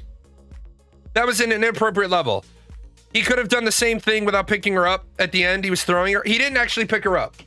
If you notice, he did a foot plant toss, which I agree was to an inappropriate level. But honestly, fuck him. Fuck him. You decided to walk back in front of the car. I agree they're doing the right thing being a nuisance. Okay, you can't agree with both. You either agree they're breaking the law or you agree they're doing the right thing being a nuisance. You can't actually agree with both because they're mutually exclusive. Sometimes a singular show of force that doesn't involve a firearm is going to make everybody else think twice about stepping in front of the vehicle. Like, look, I want you to protest. I want you to protest. At the same time, I agree by breaking the law, they're being a nuisance. Right. Now, if you're standing off on the side, and as I've said, here's the ramp to the airport. If you want to stand all over here and all over here with your protest signs, unless I disagree with the subject matter of your protest, if I agree, free Gaza, honk, if you put honk if you support a free Gaza, I'll honk the whole way to support you guys. I don't necessarily have to agree with your objective to agree with your right to protest. I'm not honking because I agree for a free Palestine. I would, but in this situation, I'm honking to support you because you're doing something and you're doing it legally. But the moment that you block the road and I can't get to the airport and you cause me to miss my flight, I got bad news for you. I now instantly hate whatever the fuck you're standing for. Free Palestine? Fuck you. You made me miss my you made me miss my flight. Ignorable protest isn't effective. It absolutely is. It abso-fucking-lutely is. It absolutely is.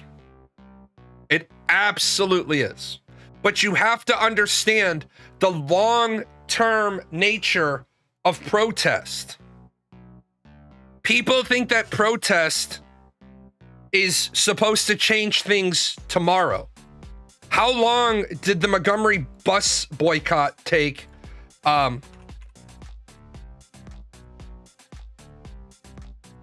In order to get them to change their mind. 381 days. 381 days.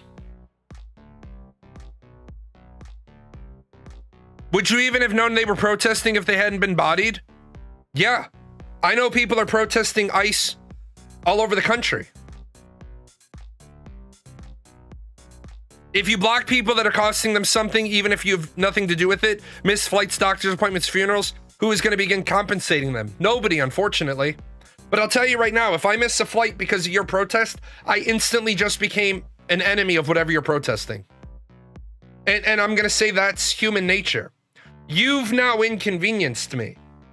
You want a free Palestine? I missed my vacation because of your antics. I am, statistically speaking, more likely rather than less likely to support Israel and say, will you hurry the fuck up with killing them already so I don't get inconvenienced at the airport? I am less likely to join you and say Israel should be stopped so that I don't miss my flights at the airport. Because Israel didn't make me miss my flight. And that is where people need to understand the effectiveness of protest. Also, the effectiveness of protest. What are the people protesting ICE protesting exactly?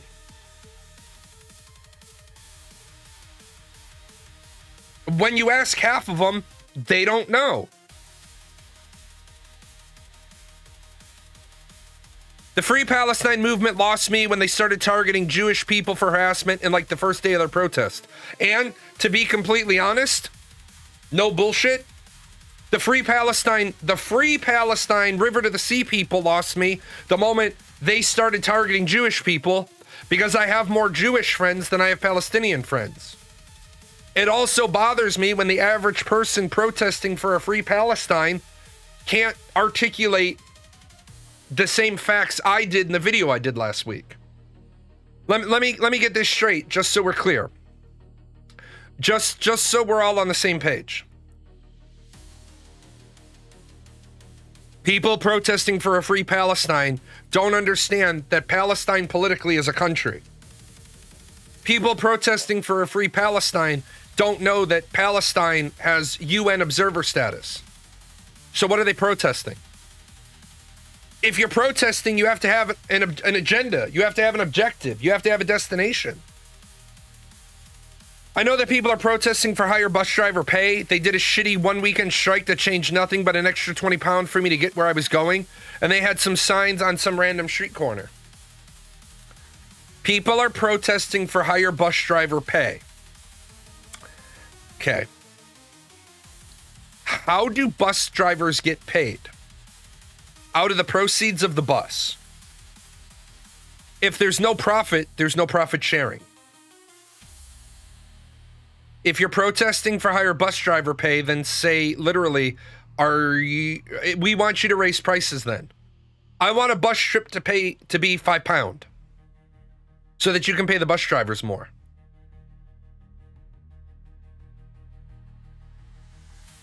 There's lots of famous protesting. The most famous one is the Montgomery Bus Company. Let me see.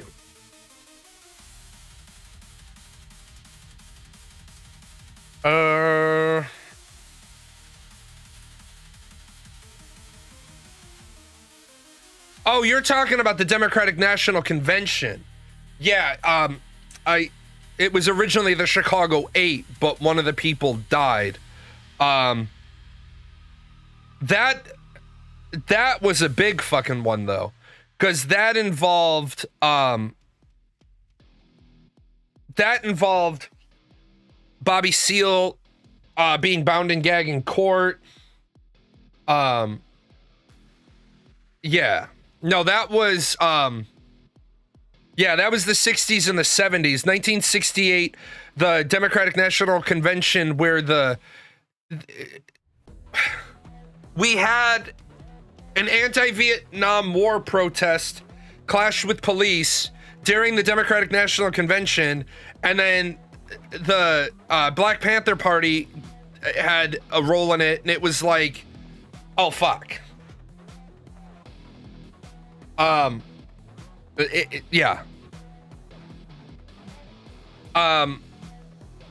What we have though is, what's the purpose of your protest?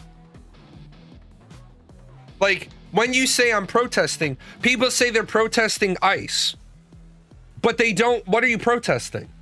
Most of the people who tell me they're against ICE's actions can't tell me exactly what they're against. Now, Karthos has brought up the due process piece, and I disagree with liking how their due process is functioning. I think all due process should involve two branches of the government. For example, when the police get a warrant, the police execute the warrant, but a judge issued the warrant.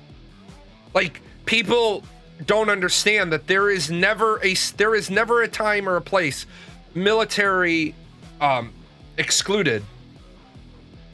There is never a time or a place where someone is executing a warrant that wasn't signed by a judge. Now, ICE is fucked up because Congress passed a law empowering the executive branch to be self-fulfilling on orders of removal. Now, unfortunately, there are two branches of government involved in that decision. Congress passed the law, the president signed the law, and now the president's silo of the government can do some things that aren't necessarily checked and balanced. I thought about the argument Karthos made a couple of weeks ago, and I don't think he makes a very good due process argument. I definitely agree that it's a check and balance. It's a flaw of check and balances, which due process is supposed to be checked and balanced. That's why the police can arrest you for a crime, but the police don't charge you with a crime. Like, that's why the police suspect you of a crime. The police investigate a crime. They take all of that, they take it to the district attorney or the state's attorney, depending on what you have, and then they say, yes, here's the charging document. Now, it doesn't always happen as neatly as we would like. Sometimes you're already in custody because the police witnessed you commit what they believe is a crime. So then they detain you. Then the state's attorney says, yeah, go ahead. Sometimes it's as quick as they walk in with the paperwork and the state's attorney hasn't seen it. And most of the time, if the police arrested you and they still have you, they feel it's serious enough that the state's attorney is going to rubber stamp it. But then that's where the legal side happens, where your attorney can work a plea bargain. How do I feel about using ICE to target blue areas versus red areas? They're not targeting blue areas versus red areas. They're targeting locations that have illegal immigrants versus areas that don't have illegal immigrants. Most red states don't have immigrant-friendly policies. So you don't have a lot of illegal aliens, or if we don't like the word illegal, we don't have a lot of people that have fallen off of their visa in dense red areas. Number one, because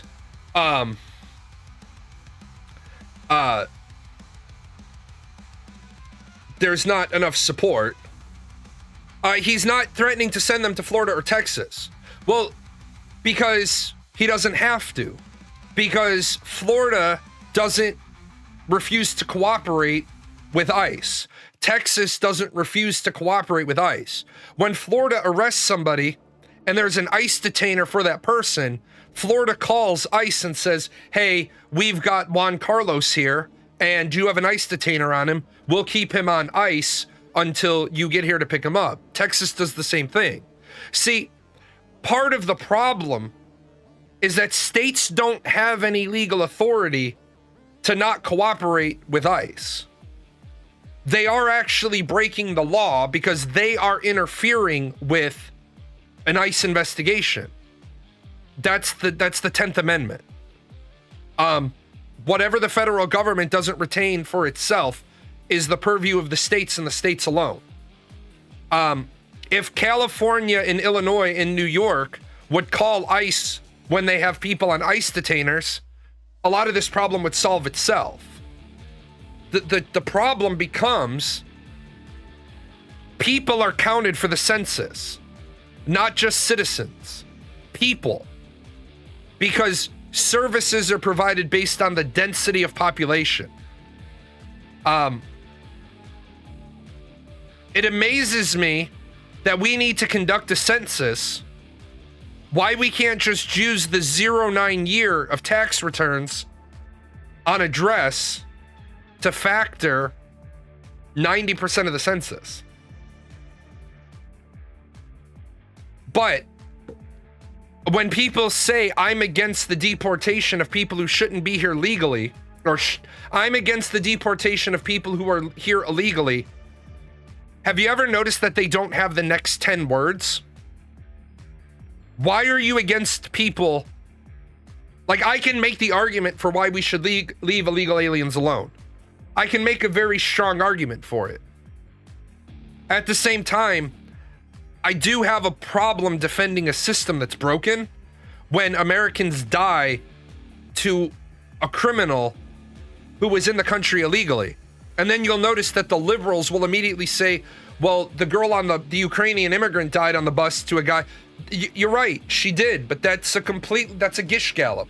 That's a completely unrelated problem. A Ukrainian refugee dying to an American who'd been arrested and released 10 previous times has zero impact on the discussion of an American who dies at the hands of an illegal alien who'd been arrested 3 times and never once had an ICE detainer been executed on the person. Those are both tragedies in their own right. They left the illegal aliens working on the farms after the backlash from the one they did let go. But they're not illegal aliens, and that's the problem. See, people keep saying the illegal aliens working on the farms, but it's not illegal aliens working on the farms, it's migrant workers. But the migrant workers didn't want to do their job anymore, and they went home because of the same reason why all the Hyundai Koreans went back to Korea, and a lot of them have said, we're not going back to America. Some lady was all proud of herself because she called immigration on the 4 Hispanic illegal aliens working at the Hyundai plant, and they ended up finding 250 Koreans who were here on visas, not being paid because the type of work they were doing, they get paid by Hyundai when they go home, and it's completely legal to do that. And a lot of them went home and they've said, fuck it, we're not going back there. And now this Hyundai plant that was supposed to employ a couple of thousand people, generate billions in tax revenue, they don't know what's going to happen with it because they can't online the facility. I'm against deportation of people who have not been shown to be disallowed through a valid judicial procedure, but they don't need a judicial procedure, and that's the problem. I'm not against deportation of people who are here without authorization, just against the removal of people who have already here without the benefit of judicial review. Except that's the problem. People keep making that argument, but the law does not require a judicial review. The law as written is ICE, the executive office, can sign an order of removal against a person whose visa is expired. remember,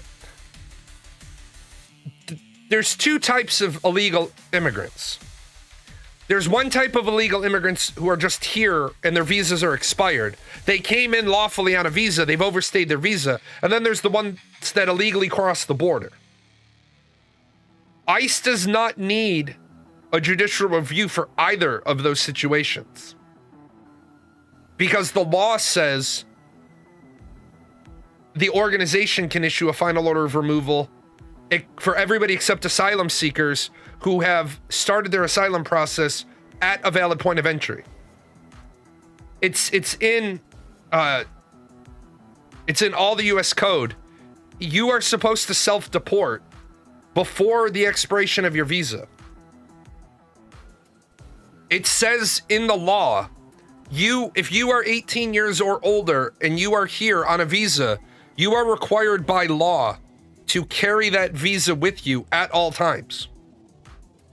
And that's where Carthos's argument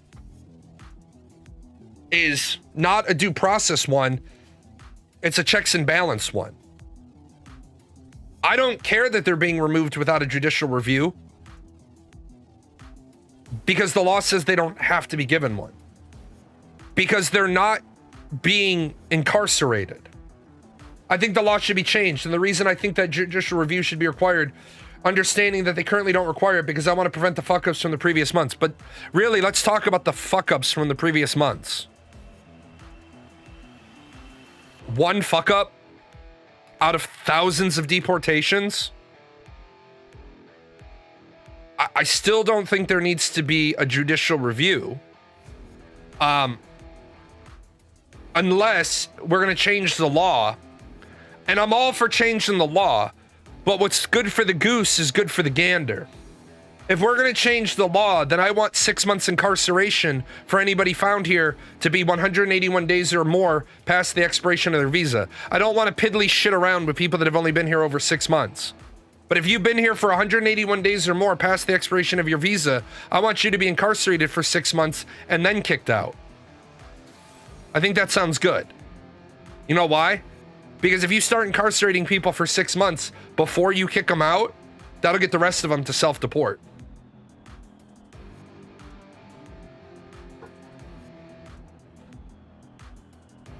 I mean, other countries put you in jail for 2 years just for being there illegally. I thought it was 2, and we don't necessarily need a judge to review. Even an appointed lawyer in a district attorney's office should be good enough. I was only aware of 1.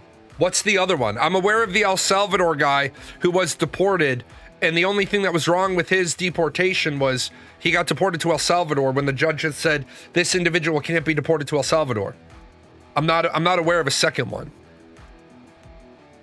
I'm aware of a lot of people trying to claim there were other ones. But I'm not aware of a second fuck up.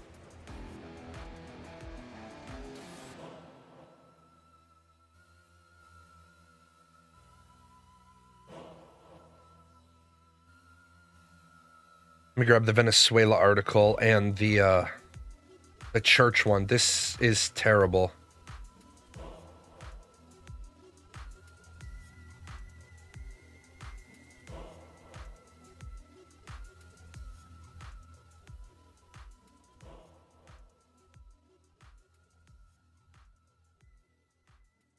A properly naturalized Venezuelan got deported.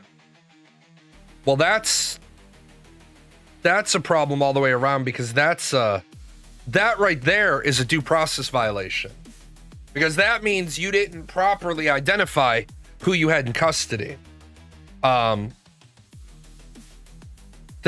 an issue. That's an issue all the way around then. See, that is...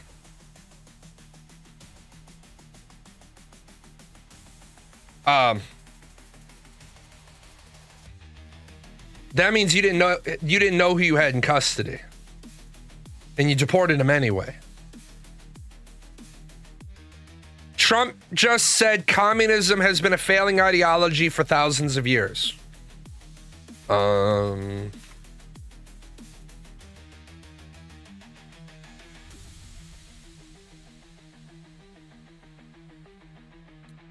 I mean, technically, he's not wrong. Technically, Trump is not wrong. Communism, people believe that communism begins with Marx and Lenin, and it does not. Self-proclaimed New York City communist who's running for mayor will prove to be one of the biggest things to ever happen to our great Republican Party. He's going to have problems with Washington like no mayor in the history of the once great city. Remember, he needs money from me as president in order to fulfill all his fake communist promises. He won't be getting any of it, so what's the point of voting for him? This ideology has failed always for thousands of years. It will fail again, and that's guaranteed. Okay, so...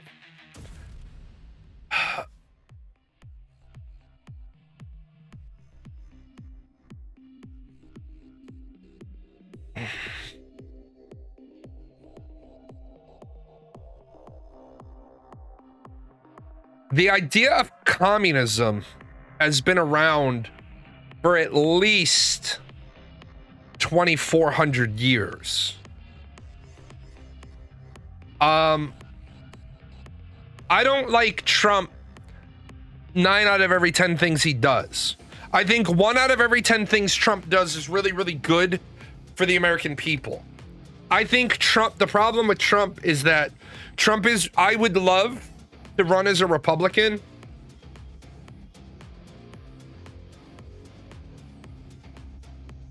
It's the way he says things. I agree with 1 out of every 10 things he does. I could agree with another 3 out of 10 things if he would just send his shit through editing. The other 6, he's just dumb. I'm not sure if you can classify what we had in the past as the type of communism we have now. Well, there is only one type of communism. I'm a little confused as to when you say the type of communism we have now. There is one type of communism. There are stages of communism. There are steps, but there's not, like most government forms, there's only one form of the government. And then to the degree that you have, like, I mean, there's Marxist and non-Marxist communism. You are correct, but at the end, and forgive me because it's been a minute, but at the end of the day, they all get to the same route. They all get to the same destination. But how you get there, yeah, it's like saying strawberry versus vanilla milkshake. It's still a milkshake. Yeah, and how you get there. Like, do you go through all the steps of socialism, start communism, and then go through all the steps of communism? I would be interested to break apart the idea of where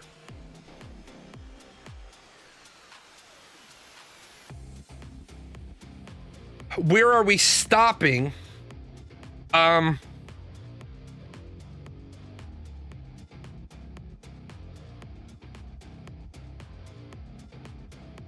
Because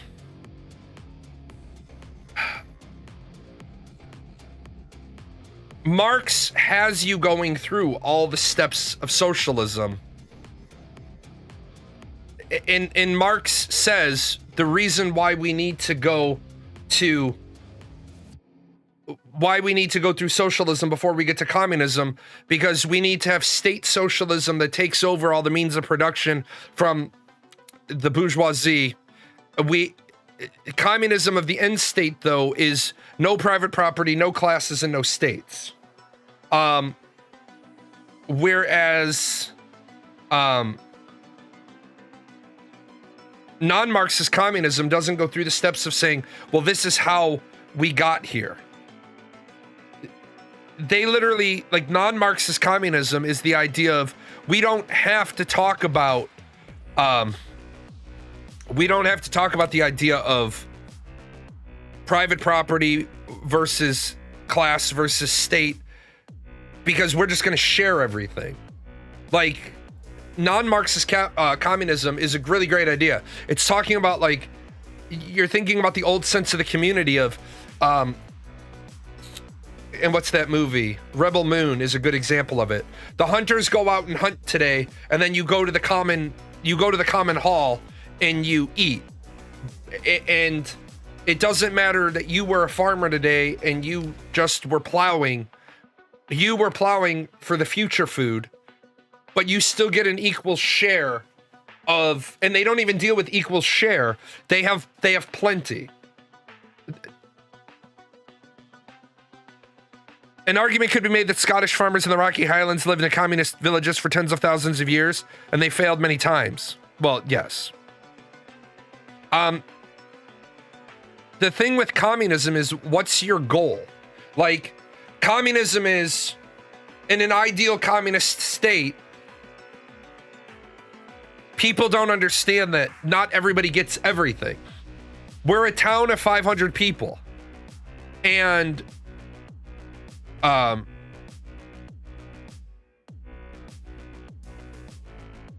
so we're a town of 500 people and we have one doctor, right? But we have 4 kids that show an interest in being a doctor. Well, the problem is we can't have 4 apprentices to the doctor. The doctor says we can have 2, so we have the heir and the spare, but 3 and 4 get told there's no room in the apprenticeship program for you. So where the flaw of communism is they want, and the want can be anything. So now they don't take their natural place among the 500. They leave the community, and now your community is down 2 people. But now as your community plays out, you don't have those 2 bodies. You said that thousands of years ago we had collectivism more than communism. There wasn't a political effort to make everyone equal. It was more so that people had to share to survive, and some did actually have more than others because of status. Well, right, but that doesn't make it any less communism. Because, yes, communism is collectivism, but we don't say it makes it any less. And people did have more. Still doing it? People absolutely did have more. And will never, that's why communism can never actually work. Collectivism can, but it's, I wouldn't even say it's proto-communism. It's communism. It's the utopia end goal of communism. If everybody has enough, then the what you hit the governing nail on the head. A flaw of communism is that it forces this artificial equality. It's not a matter of some people having more. If some people in a system have more, somebody would say that communistic society has failed. But the truth is, it should never be. You shouldn't be looking at this part, right? You've got your enough, you've got your not enough, and you've got your more. Communism hasn't failed because all of a sudden some people are up here. This doesn't mean communism has failed. This means communism has failed.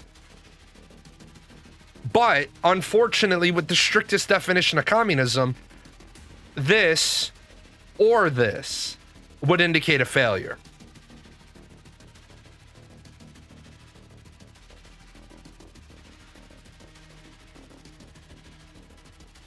Why does the doctor have a bigger house than everybody in town? Because the back of the doctor's house is the operating room, the exam room. Well, he still has a bigger house, but he doesn't use it for anything other than seeing the patients. Well, he still shouldn't have a bigger house. Okay, what we're going to do is we're going to knock off half of your house so that you don't have a bigger house as anybody else. And then next door to your house, we're going to build you a separate building. Or unfortunately, there's nowhere to build a medical clinic next to your house, so your medical clinic is a 10-minute walk. Communism fails because it isn't communism anymore. Communism fails because people don't want equality. People want more than. That's why Marx talks about you can't go from capitalism to communism. It's a generational thing.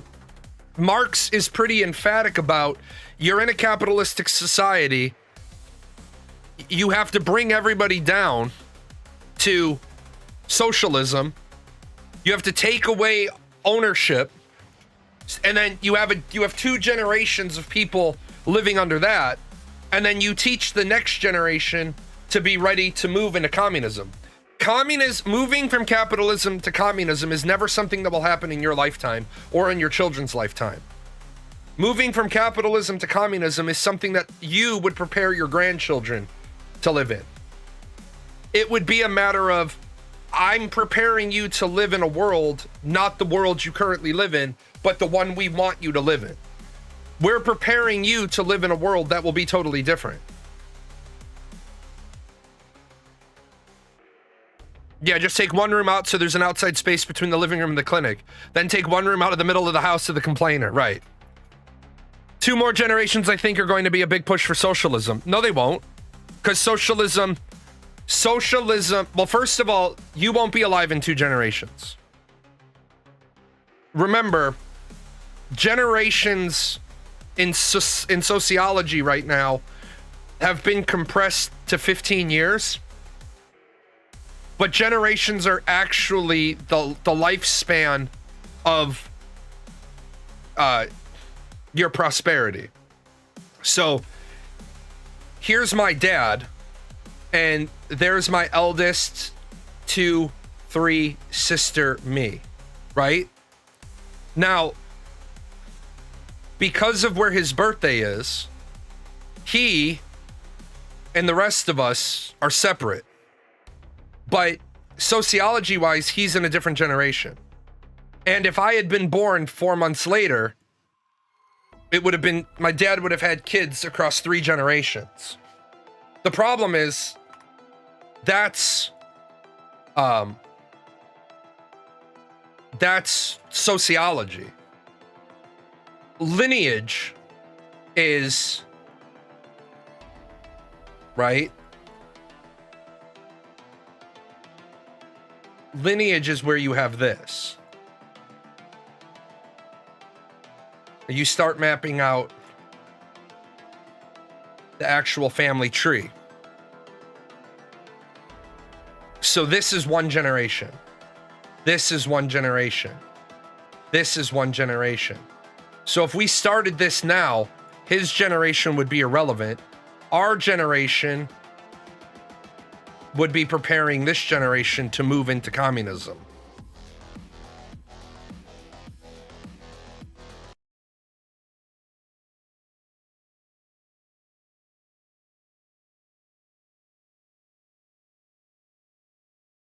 You're still doing it?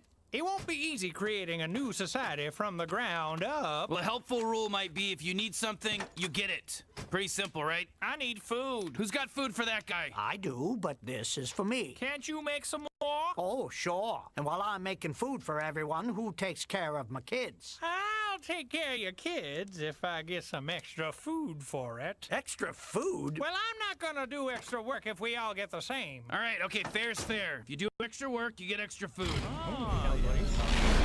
Who's gonna keep track of who gets how much food for how much work? Hello, I can do that. I'll keep track of everyone's food. You know, in exchange for food. That's not a real job. Oh, and making food is... You son of a bitch. Eat Guys, whoa, cool it now. Take it easy. There's too much aggression here. What if we designate a period of time during which we can all get this hate, murder, and rage out of...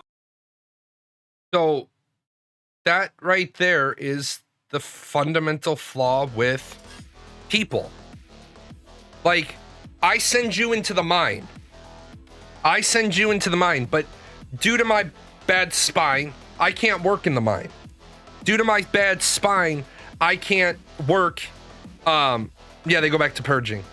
Due to my bad spine, I can't work in the mine. I can't work in the lumber mill. I can't work on the farm. But because of my bad spine, I never played outside as a kid. So I learned how to do math and I learned how to do numbers. So now you go into the mine for 12 hours. You go out into the field for 12 hours. You go out into the forest for 12 hours. And I sit in the house for 10 hours. I was outside in the beginning of the day with a chair. And as you walked past me, I took your pay chit and I said, okay, you went to work, you went to work, you went to work. I go back and I calculate all the people who went to work. Then when you come home, I give you back your pay chit and you go on. Well, somebody's inevitably going to turn around and say, well, I do more work than you. Well, you don't do more work. You don't do more work. You do different work. You do different work than me. Well, I do harder work than you. You do more physically demanding work than I do.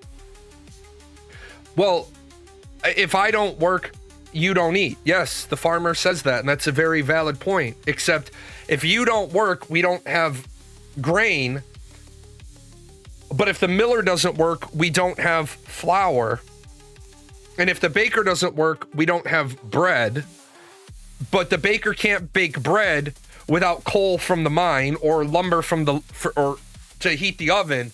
So everybody gets an equal share. But people then start to say, well, it's not right that Jalon sits in a house all day. But what you don't also realize is, while I'm in the house all day, I do the math, I look at the production levels, and then part of my day I walk over to the school and I teach the kids to read, right? Part of the day I go and I solve disputes, I settle debates. Well, unfortunately, it's not fair. But there's a different, and this is where, through the 7 years I've been doing the show, you can make an argument about this word, or you can make an argument about this word, and only in very, very rare times, only in very, very, very, very rare times do fair and equal completely overlap each other so that everyone is saying, you know what, that's fair and equal.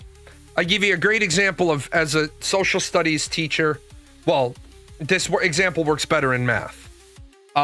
So in math, I have 6 kids in class. And here I have the 3 smart kids. And here I have the 3 slower kids. And so when it comes time to do homework, each of these kids is assigned to a team. They're either red team or blue team. Red team, your homework is number 1 through 30. Blue team, you are 1 through 30 odds. Now, there's 5 minutes left in class. And in the 5 minutes left in class, these kids get between 10 and 12 of the 30 done. And these kids get 1 of their 15 done. Is it equal? No, I've given out unequal amounts of work. Is it fair? Yes. I have given the slower kids a lesser number of problems, but ultimately they will spend more time on their less problems than their faster peers. Now, if you started to say, well, what's the effectiveness of homework? That's a completely different discussion. In that regard, we're not talking about fair and equal anymore. It's fair because I've given everybody the work they can do. It's not equal. And I'm acknowledging it's not equal. It's a fair but unequal. It might be slightly unfair because it's less enforcement for the blue team. It could be. It absolutely could be. Or it could be the right amount of enforcement.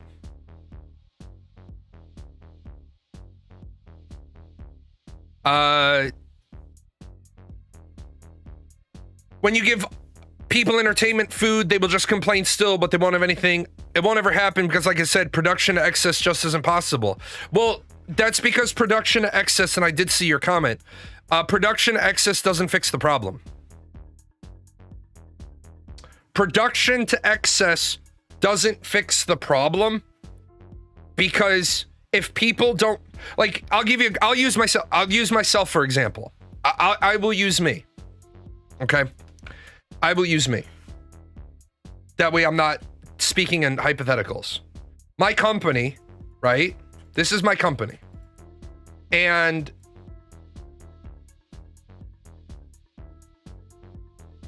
back here, we were making about this a year from all my content creation money and other things. And then here, I stopped streaming Ashes of Creation. So we dropped from 20 to 21,000 a year annually to about 7,000 a year annually. Okay. I don't have need. So therefore, because I don't have need, I don't have necessity, I don't have drive.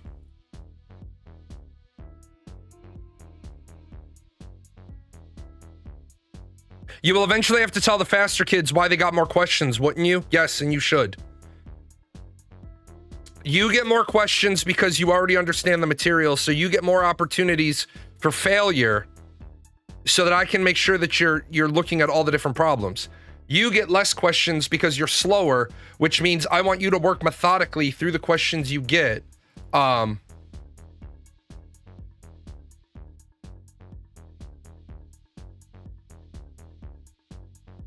I want you to work through methodically so you can get faster.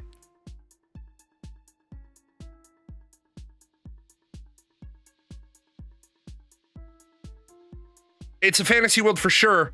Only everything is automated. Would the fantasy world ever work? And people would have to not be in charge. No, it doesn't matter if people, it doesn't matter if people like it or not. What I'm sick and tired of is I'm sick and tired of people crying poor mouth when their life doesn't suck. For example, again, I'll use me for example. I've been at the point where I was on day 3 of having no groceries. But instead of sitting on my couch and watching fucking Oprah, right? Sitting on my couch and watching Dr. Phil, I was out there looking for work, looking for day work, like looking for whatever so I could put a couple of bucks in my pocket so I could get some groceries.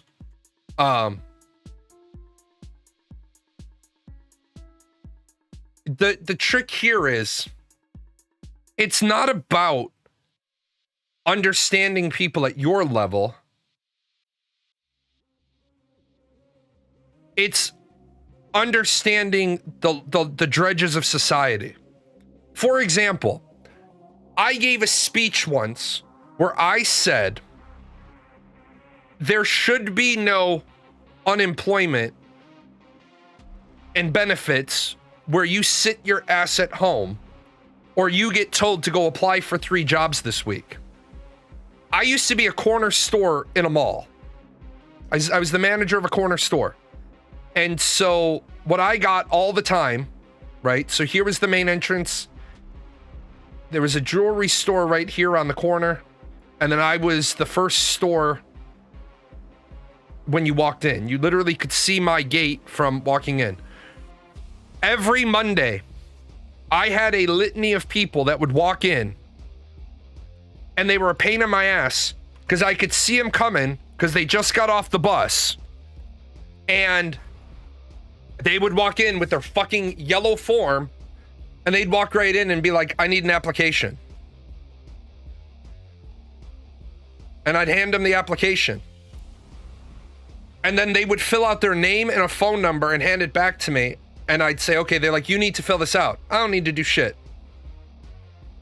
And they didn't know what to do with me. I don't need to do shit. Well, you need to fill this out. No, the fuck I don't. I don't need to fill it out. Because you filled out your name and a phone number.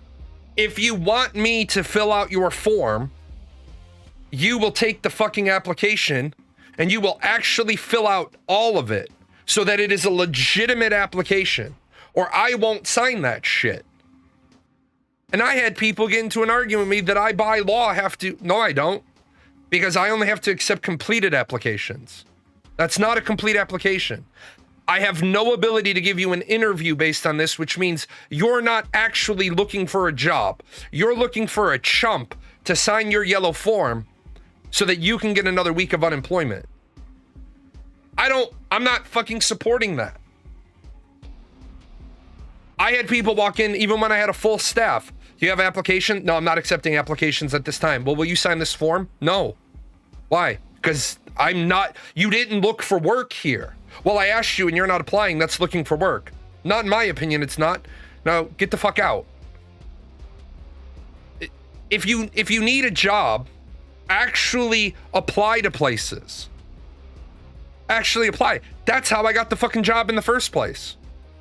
I walked into the mall, put a shirt, a tie, pants on. I was wearing a vest. So I wasn't wearing a 3-piece suit because I didn't have the blazer on. I walked up, I said, I saw that you have, I said, good afternoon. I see that you have a sign for an assistant manager. I'd be wondering what your application process looks like. The very nice lady was like looking at me and she said, I need you to fill out an application. I said, absolutely. May I please have one?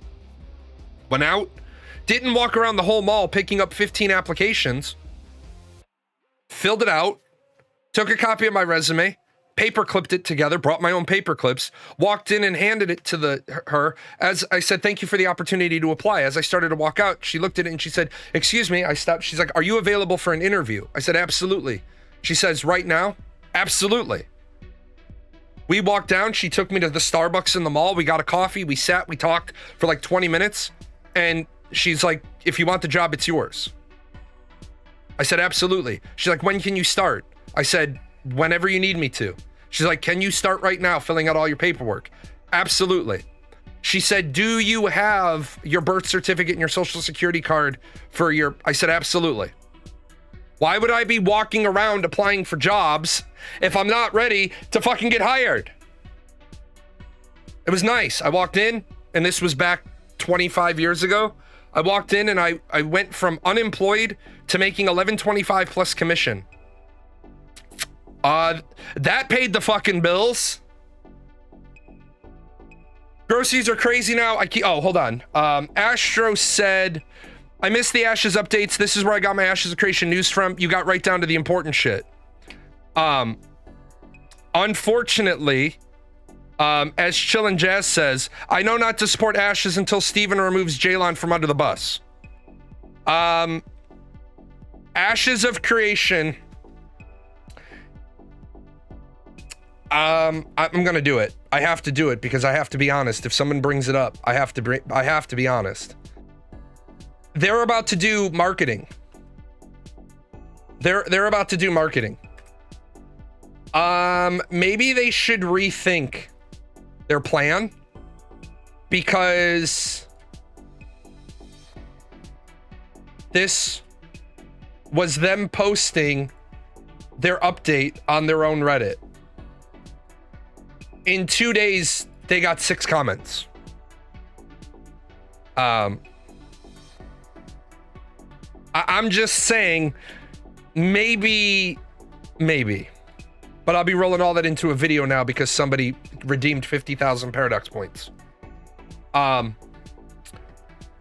you go to McDonald's and they tell you to go online. Groceries are crazy now. I keep getting $300 worth of groceries and expecting it to last longer. Like, I could see it if you don't have a vehicle to go to 5 different stores for sales.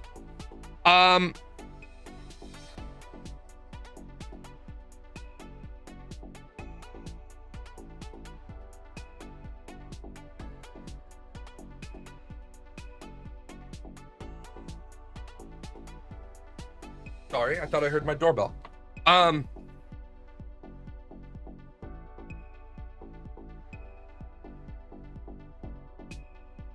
Groceries are fucking crazy. I went to the grocery store yesterday to pick up the stuff for tacos. And I forgot the cheese. And my back is hurting. So I got back to the car and I said to my wife, I said, shit, I forgot the cheese. I handed her a 20 and I said, can you run in and get the cheese? She came back and she handed me the change. And I was like, how the motherfuck expensive has cheese gotten? And she says, babe, everything's expensive. Like, I told you guys, I have really bad neuropathy going on in my hands and my feet. Some of the days this week I just couldn't cook. I couldn't hold the pan, I couldn't hold the utensils. So we had to get, on my nights to cook, we had to get takeout. So I had to take money out of my play allowance, because I'm responsible and I give myself an allowance. I had to take money out of my play allowance to feed my family. Shit, man, everything is fucking too damn expensive. The price of everything is too damn high. A can of coffee is 20 bucks. Shit, man, I left the receipt on the table. A pound of ground chuck. A pound of ground chuck was $8.99 yesterday. The Social Security is expected to have a 2.7 rate this year, and I'm not sure what the fuck they're smoking. Well, that's because, and I'm not going to do the inflation formula right now, but some of the things in inflation are not as high as others. And because some things in inflation actually rolled backwards, you're absolutely right. The rate of inflation for people on Social Security and disability needs to change. The way we do it needs to change. Social Security be like this. Here's your line for housing. Here's your line for food. Here's your line for utilities. Right? So that way they can say, we're raising the food line by more than 2.7%, but we're not raising the others. But unfortunately, even if you did that, people won't spend their money where it's supposed to go. Like, I'm one of the responsible people. This money goes to my basic needs. The money from these sources goes to my basic needs. The money from these sources goes to my fun. I don't take my basic needs money to my fun pile. Life expectancy is decreasing again, which frankly is a good thing for Social Security. You know, what pisses me off about that, Karthos, is that Social Security should literally have a multi-trillion-dollar excess. If Social Security was being managed properly, then instead of taking a loan against Social Security the way they do, Social Security should be paid in, and then once it hits a certain threshold, like a volcano, it should vomit back over loans. But because we take loans out of here, it is what it is. Now, I will say this about the VA.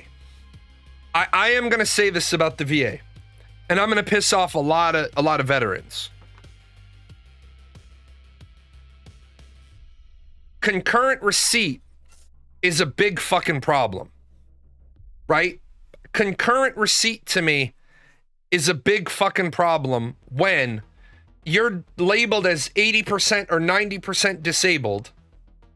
You got your natural retirement, so you're getting your full pension from the department. You're getting 80, 90, or 100%, and you're working. In my opinion, if you are 100% disabled through the VA, you should not be allowed to work. Period. If you are 100% disabled through the VA, that should be it. If you're getting that extra $3,300 a month, you should not be allowed to work because it has been deemed you are 100% disabled. But that's not what 100% disabled means. 100% disabled means you are broken in comparison to how you were when we put you in the service. Like, a lot of people were getting sleep apnea. 50% for sleep apnea. Why? What about your military service caused your sleep apnea?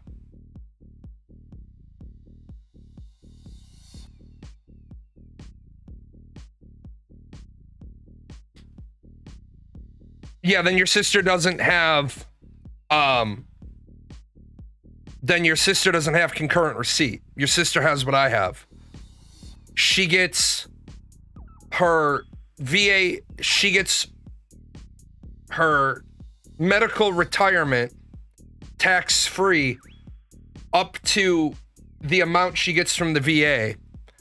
She gets her, instead of the department, instead of the DOD paying her pension, what happens is the DOD sends her pension to the VA pays her pension plus the assessment, and then it's all tax-free.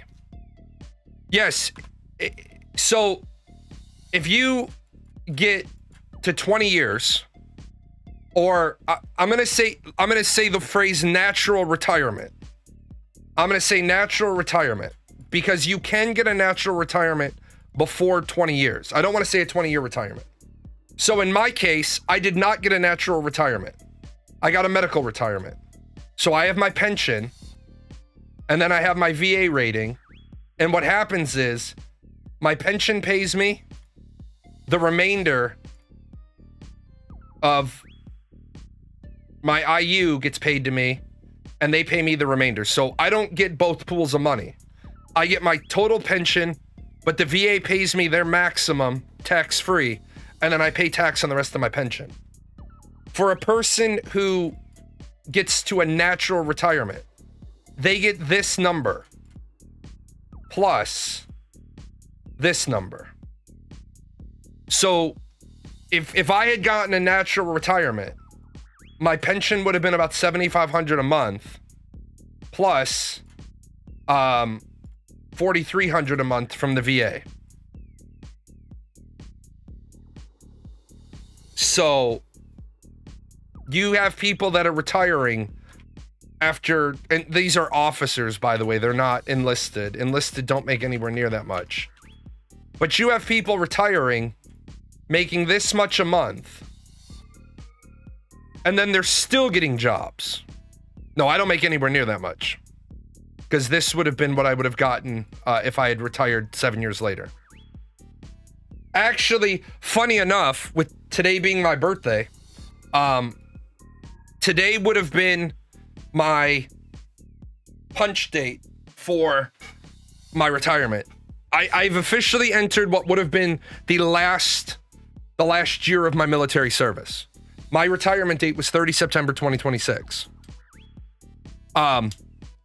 So it's kind of sad that I'm like, I see all my friends are putting on lieutenant colonel, all my friends are putting on colonel, and I'm like, here's me, retired captain.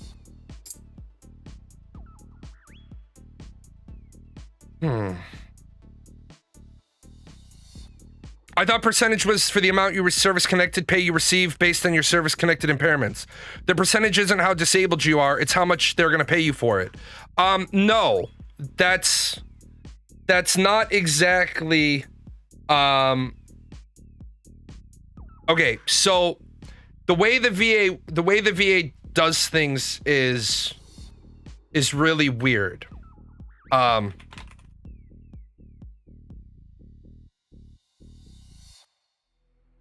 Let me see if I can get...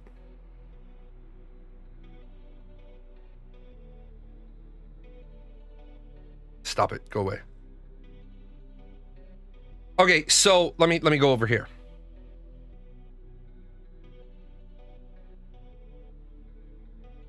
So here's the VA disability rating and shoulder guide for arm conditions, right? And as you go through, I had a rotator cuff tear. So I had... rotator cuff tear involves damage to the group of muscles and tendons that stabilize the shoulder. No, I don't want Go away. That stabilize the shoulder. These tears can cause pain, weakness, limited range of motion, making it difficult to lift. I also have shoulder impairment syndrome. I have bursitis. I have tendinosis. I had frozen shoulder syndrome. I have arthritis. I have a nerve injury. So I have a lot of things. Well, what we do is we come down here to all of these conditions. So unfavorable abduction limited to 25 degrees from side, intermediate and favorable. What's your major arm? What's your minor arm? Okay, so my major arm is 40%. Well, then I have to come here and see, do I get more than 40% anywhere here? So right now we're working on my shoulder, and this is my rating for my shoulder. I have 40%, and then we roll through, and all we're looking is we're only looking for 40s and 50s, because I already have a 40. Nope. I don't have an impairment of the clavicle. Muscle injuries, I don't have. So my shoulder's 40%. So what gets really annoying is that I get a flat rate of 40%, and the reason why. And then I get this other thing where it'll say 60% is not warranted because, and they'll put a reason. Well, my left arm is 40% disabled. But how does that impact me being a teacher? And the answer is it doesn't. Right? So if I went and got a job as a teacher, why would the VA pay me at all? No. Just because you have VA disability doesn't mean you have Social Security disability. Just because you have Social Security disability and you were in the military doesn't mean the VA says it's our problem. Like, for example, I have tinnitus, but I also have bilateral hearing loss. I know the day I got it. I know the situation I got it. I know why I got it. We had to do an emergency engine running offload, and I only had one level of hearing protection. I didn't have the foamies inside of my headset. Well, I know that's the day. There wasn't an option. Shit happened. Needed to do it. Immediately afterwards, I went to the doctor. And I was like, hey, man, I got ringing in my ears. And the doctor's like, what happened? I told the doctor. I filled out the report. They tell me that my tinnitus, due to Mission Essential, is service-related. But my bilateral hearing loss, because I can't hear in the 6,000 hertz range, they say is not service-related. They acknowledge it, but it's not service-related. How the fuck could I be on active duty, have an incident, and it not be service related? But it's one of those things that they want you to fight it so that they can keep looking at your record. 99.9% of the injuries that you sustain are service related, whether or not they happened on duty. It is a problem that we have, though, because we don't have a way to really pay people a good pension. The military right now is struggling to get quality people in it.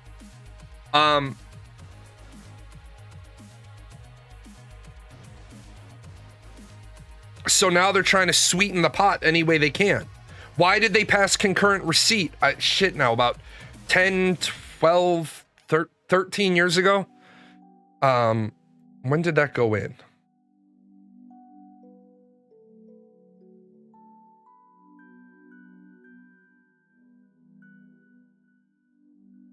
(2014).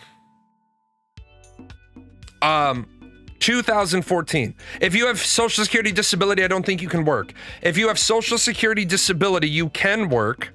However, you have to earn under a certain threshold And every $2 you earn over a certain threshold reduces your entitlement by $1. It also opens you up to review, because it becomes a matter of, could you, let me say this more appropriately. You're earning X, what's preventing you from earning Y? And that's why most people who are on Social Security disability, yeah, it's poking the bear. Like, hey, you're registering that you're making this much money a month. Why can't you go make the full amount that it would take to live on? Well, for example, you have lupus, you have Crohn's disease, you have irritable bowel syndrome, you need blood transfusions. Hey, I can't earn any more than this because I spend 4 hours, or I spend 8 hours a week in dialysis, and I spend 4 hours commuting to dialysis. Well, again, that's another really important point of what's fucked up about our compensation systems. You get given enough money that you can go live a life. You don't have any, remember I said need equals drive? Usually if you're making under 1,000 a month, they don't bother fucking checking it. Well, not for your first year. In your second year, they absolutely will. When you file a tax return that shows you made $12,000 last year, that's not going to look good if you get pulled for a periodic reinspect.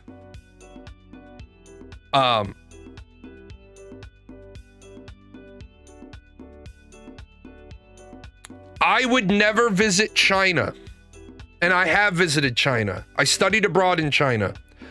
You need to be very, very, very, very careful traveling to China. If you are an American passported individual, I would not recommend going to China, period. Not that I'm racist against the Chinese. I thought their country was beautiful. I traveled there on an Irish passport. I tell the story.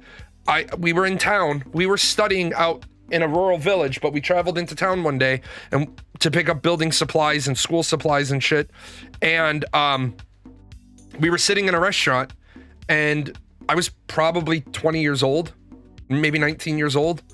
And I heard a couple of loud trucks pull in, and off the back of the truck was just Chinese soldiers.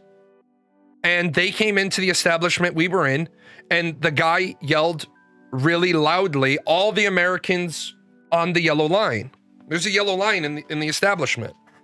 So all my classmates, my professor, everybody gets up. I just keep sitting, eating. And guy came over and pushed me in the shoulder, and he said, I said all the Americans on the yellow line. I heard what you said, sir, and I'll stand up if you want me to, but I'm not an American. I'm Irish. I'm on an Irish passport. And he's like, papers. So I pull out my Irish passport. I said, if you need me to stand up, I'm more than happy to do anything you need me to do.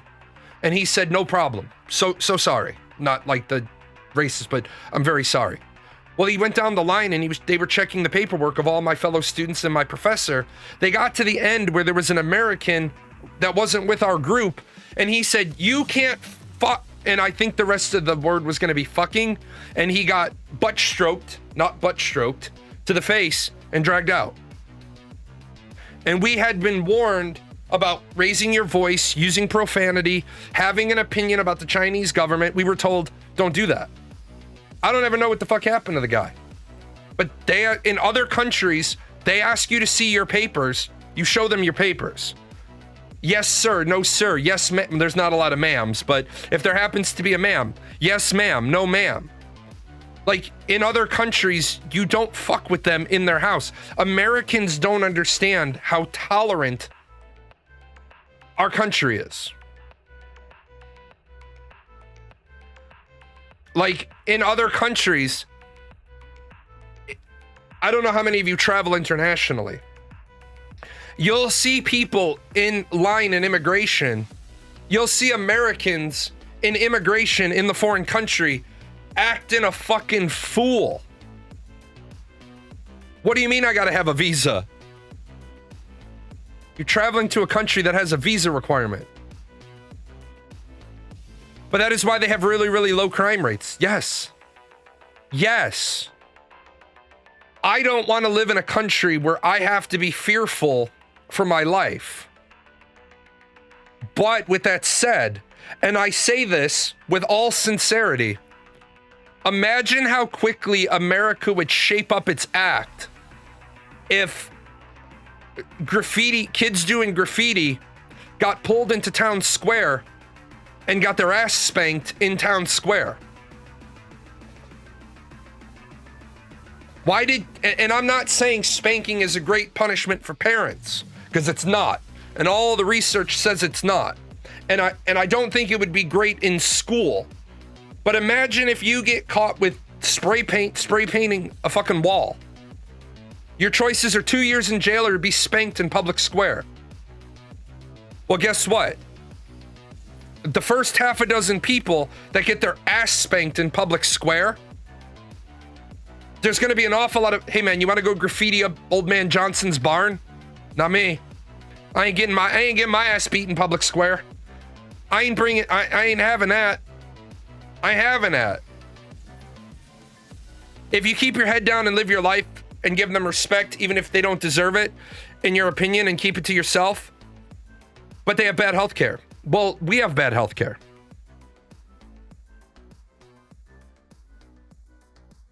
See, what we need to do is we need to recognize we have people that die waiting for medical treatments. Canada does. Europe does. We have people. There was a woman in Texas died because she had a miscarriage and she died while they were fucking about waiting to figure out if it was legal for them to remove the fetus.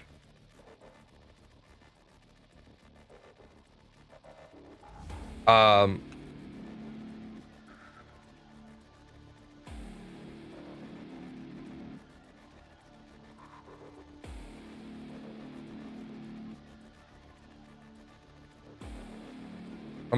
gonna post this. This is the right one. Nope. That's a different one.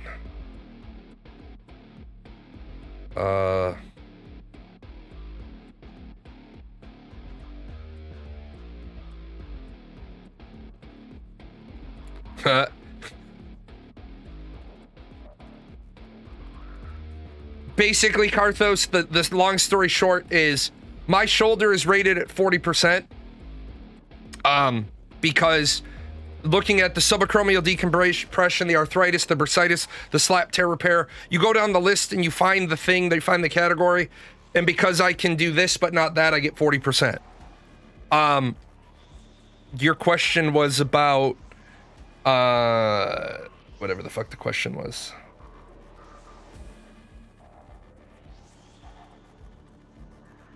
I can't find it now.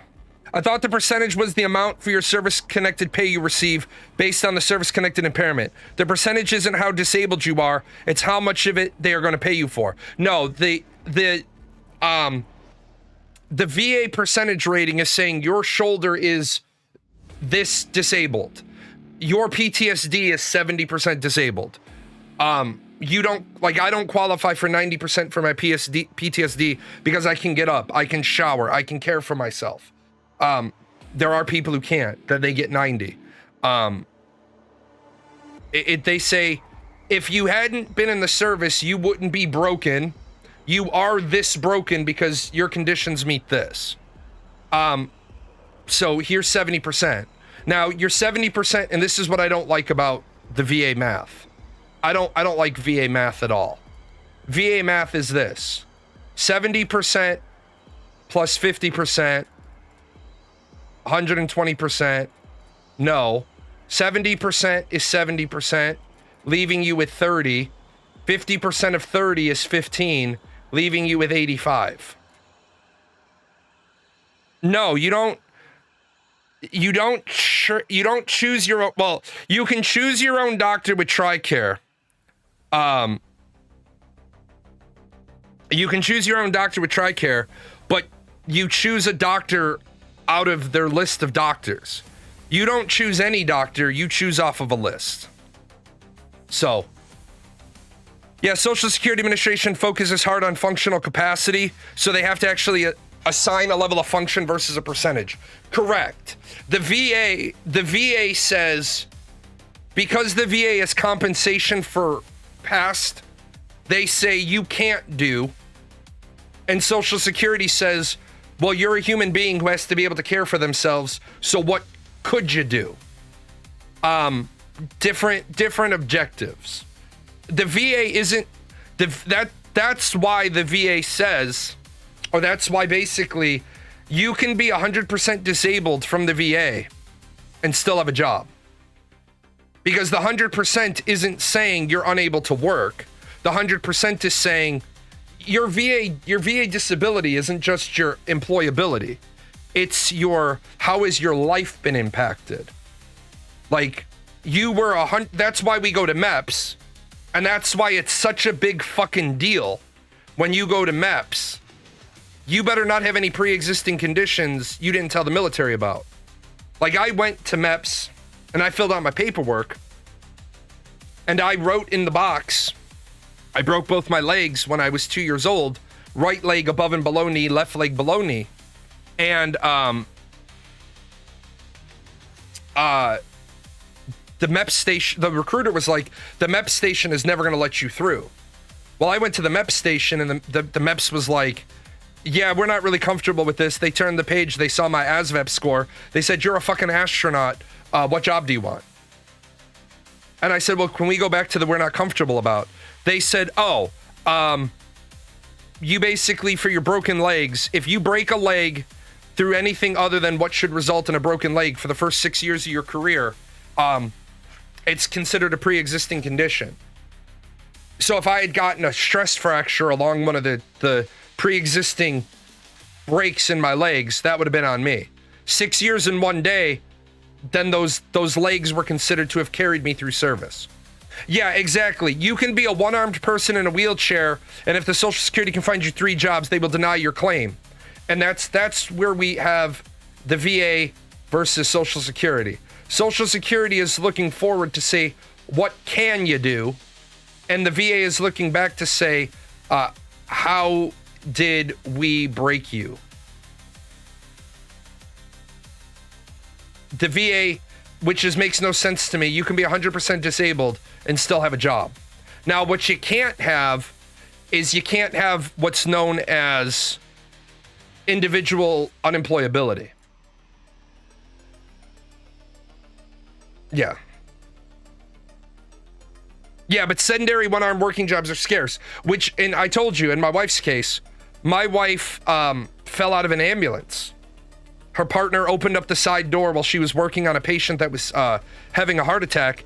The gurney wasn't locked into the rig right. In the course of him having a heart attack, he had jumped the gurney out of the rail. So she was leaning on the door doing chest compressions, because and anybody that's been in an ambulance will understand. She's trying to do chest compressions because the gurney has jumped. And then when they opened the door, she fell flat out on her back. So now all of a sudden they got a patient having a fucking heart attack, and they've got a down paramedic with a broken back. Well, Social Security tried to deny my wife's claim, because what they said was,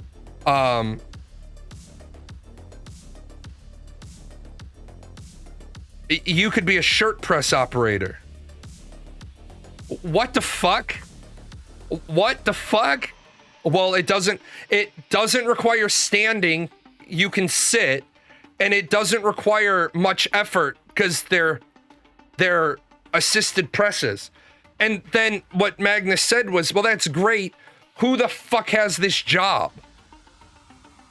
I agree, right? I agree. Social Security should be like unemployment. Be like, hey, we're denying your claim because we found you a job. We're denying your claim. We found you a job. We found you a job. We found you a job. We found you a job. One-armed, no leg, wheelchair person. Nobody will take you. You've been coming here.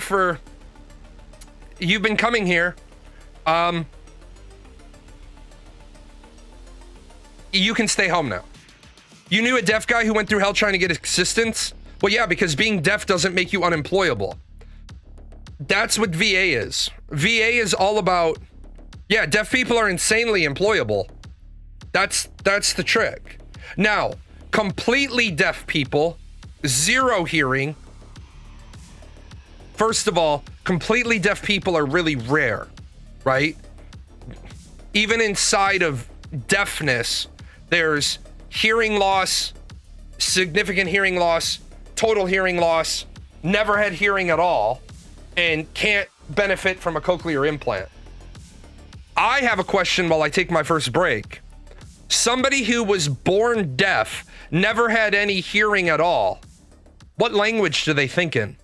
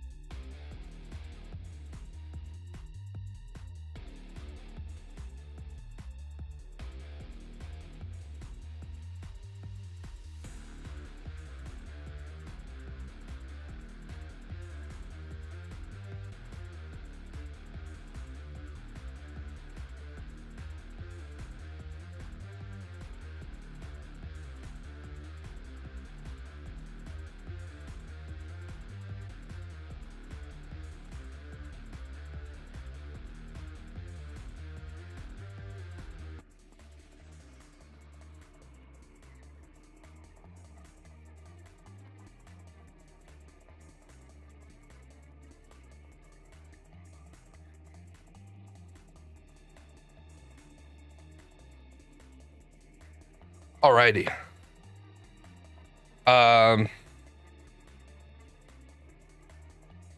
Dictionary of Occupational Titles, 4th edition, revised 1991. Oh, there you go.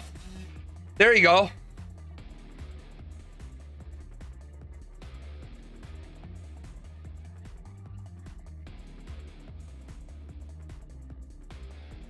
Your cousin is deaf. She does fine. She just has to get down to the workforce service to make someone who knows sign language to go with her everywhere. She's on the level of death where she was born with the ability to hear at the same level she has today, but that level is such that with her hearing aids at maximum, you'd still have to point your face at her and speak loudly to get through to her, but she tends to go through hearing aid battery 3 times a month. Yeah. My daughter is like that. I could be this far from my daughter to Deadpool, and if she's looking down, then I might have to stomp my foot, and she'll hear like the Charlie Brown teacher, like she doesn't know that I'm talking to her. You really have to look at my daughter's face. She has to be looking at your face. I wish to God she'd stop being lazy and go learn ASL. I told her the whole family will go learn ASL. If she'll go learn ASL, we'll all go do it.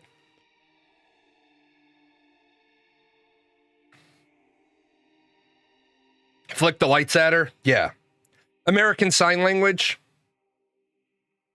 My name is Jay, and I am your teacher of American history. It's been a long time since I used my sign language. The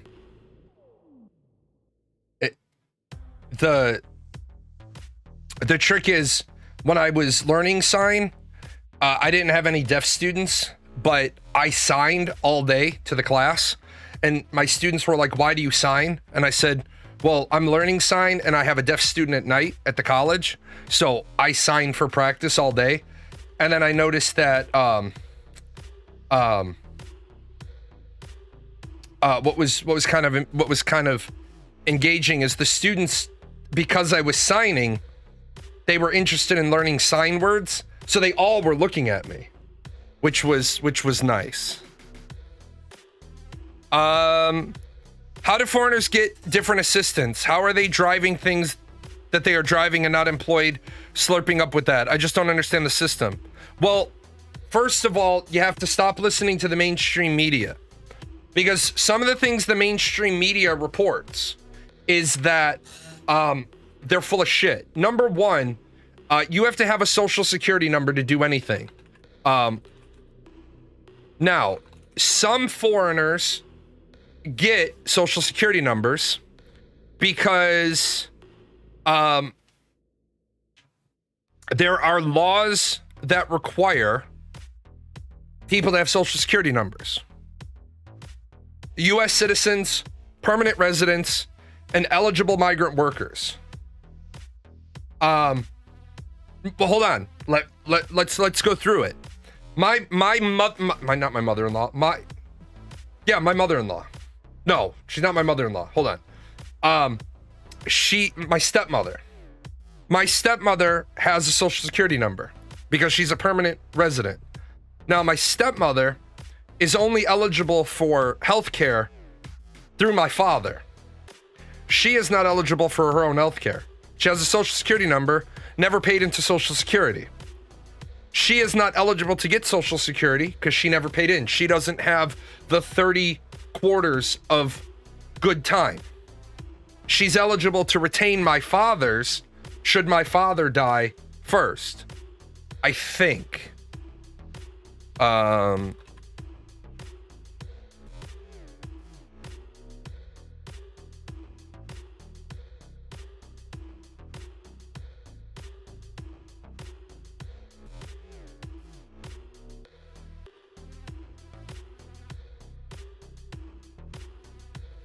That one, I don't know that one.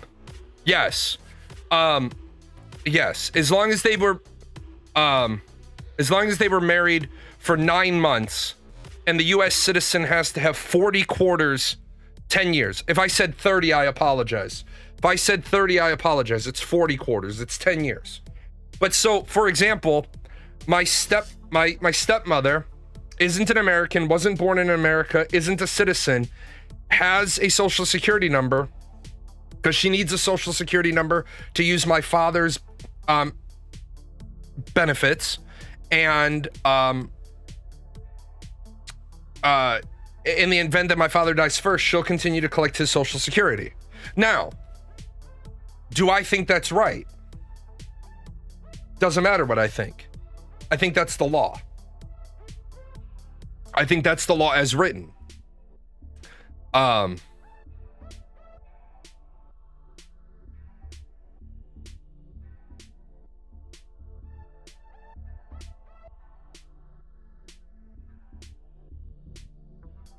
Hold on, I'm being bombarded.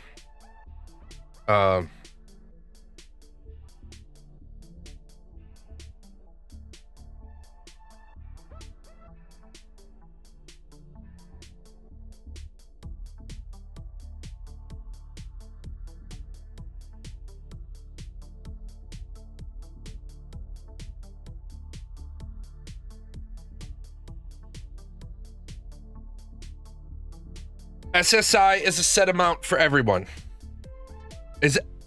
Yes, Social Security disability.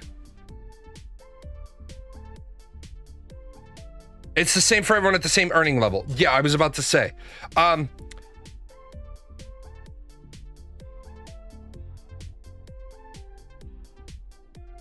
So I think what we need to make sure that we do is we understand acronyms, right? And acronyms are really important. Social Security, right? This is old people. That's it. That's old people. SSDI, Social Security Disability Insurance, right? SSI, Supplemental Security Income.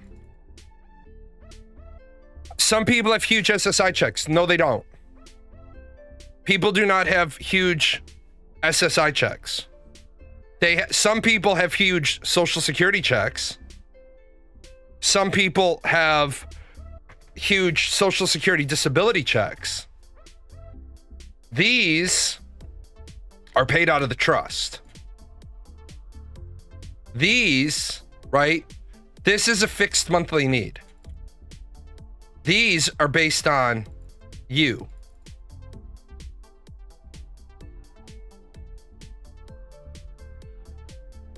SSI is supplemental security. It's $943 a month, or it's $1,415 if you're married. Some people can get less, and some states can add on a state supplement, but SSI, yeah, SSI is $1,414 a month. This is the absolute maximum amount you can get with SSI. The retirement one, SS. And this is really important, Chill and Jazz, and a lot of people make this mistake. SS is the old people one.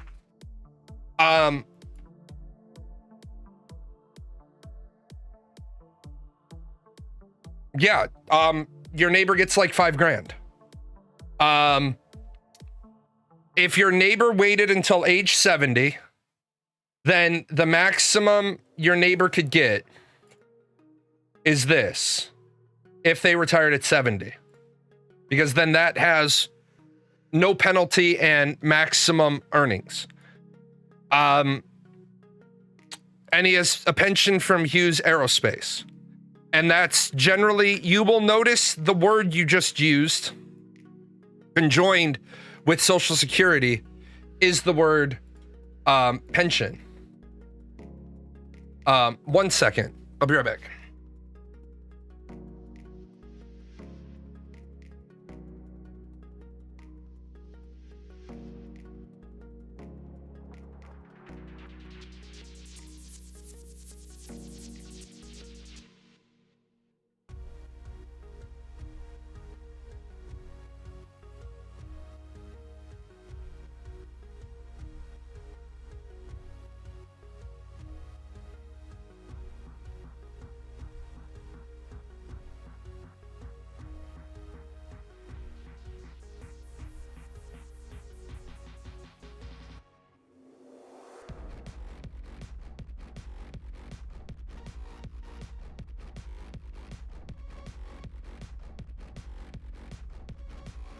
Sorry, this is the problem when you have fucking,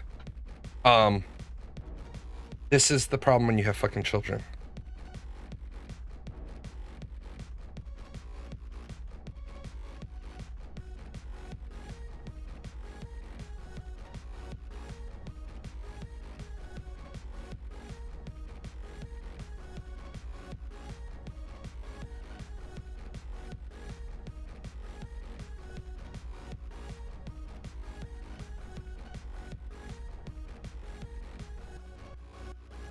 So what are we going to do to get around it to get 5 separate checks? Is it because they are single living in the same place? Well, hold on a second. Let me stop you. People aren't getting, if they go by couple, then how are people living in the same house getting a check each person? What are you talking about? SSI? Are you talking about SSI? Are you talking about Social Security disability?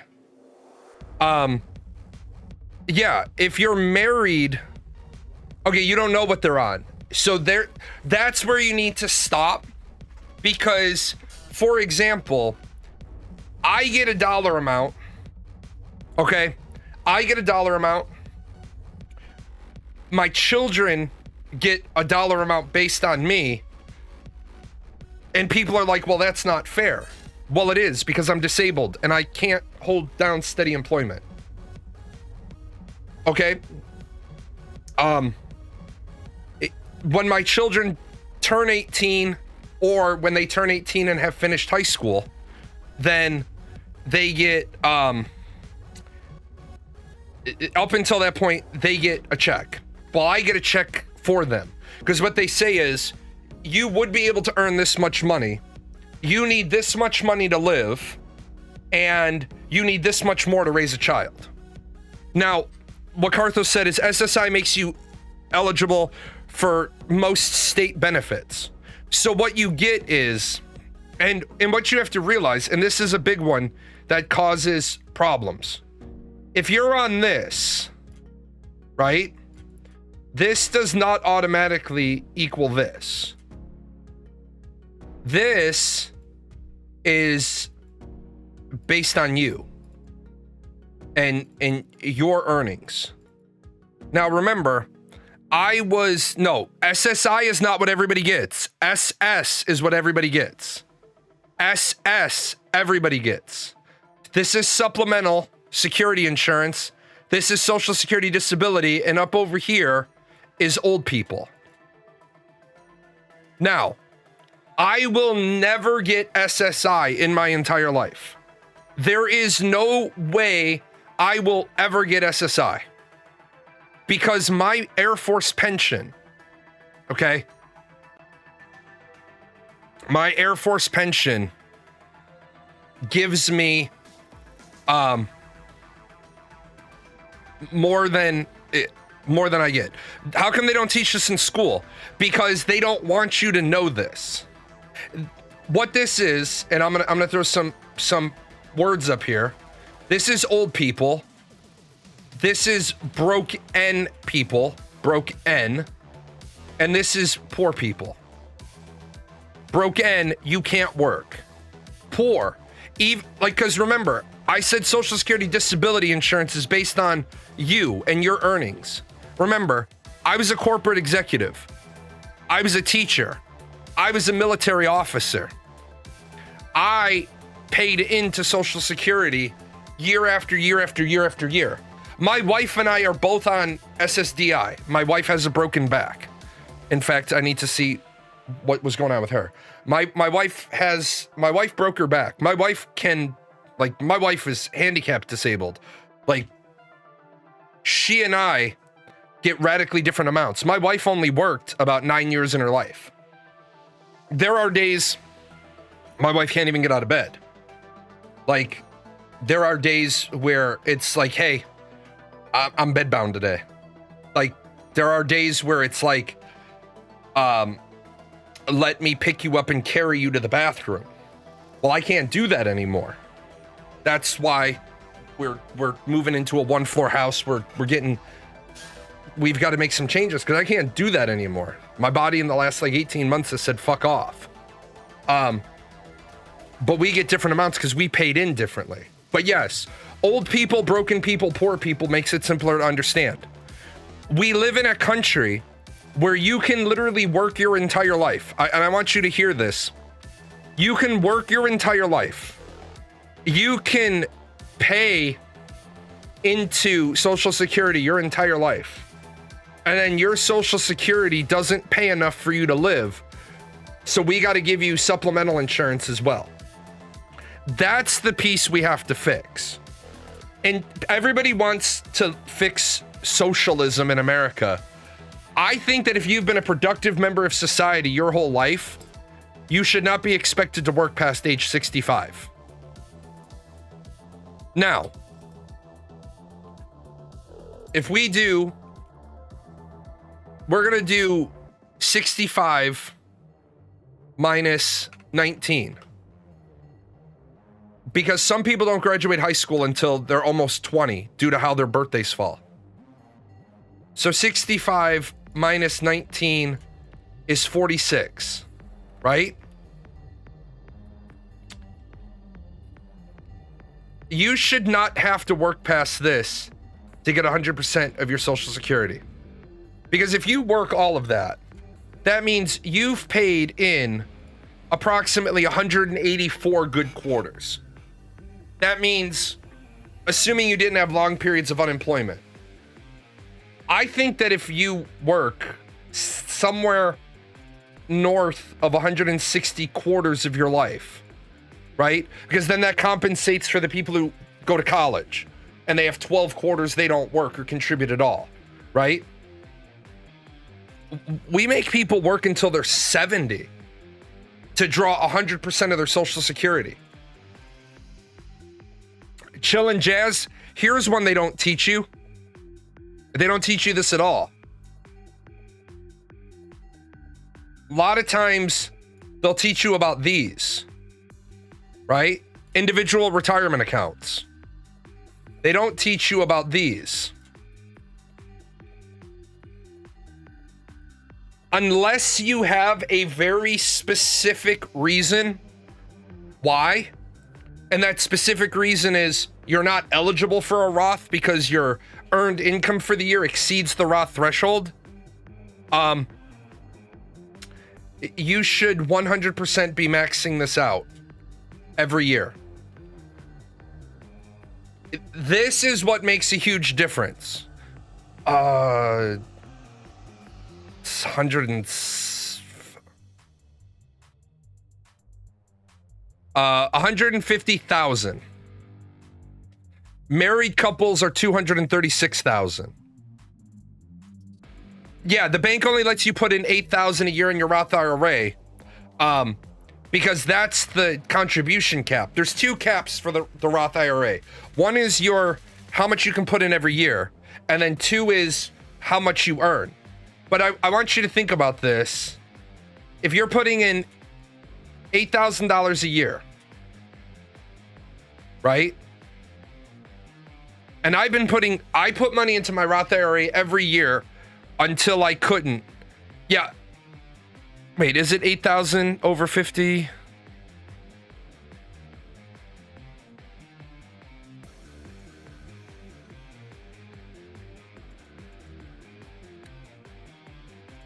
Yeah, 7,000 a year. 7,000 a year if you're under 50, 8,000 if you're over 50. So you put $7,000 into your Roth IRA. And if that's the only savings you ever do, right? If I put it in one, I can't put it in a rollover Roth IRA I had from a previous job. No, you're hard capped at if you're under 50, 7,000 a year. If you've been putting 8,000 a year into something, you might want to figure out where that extra $1,000 a year is going, or you're magically over 50.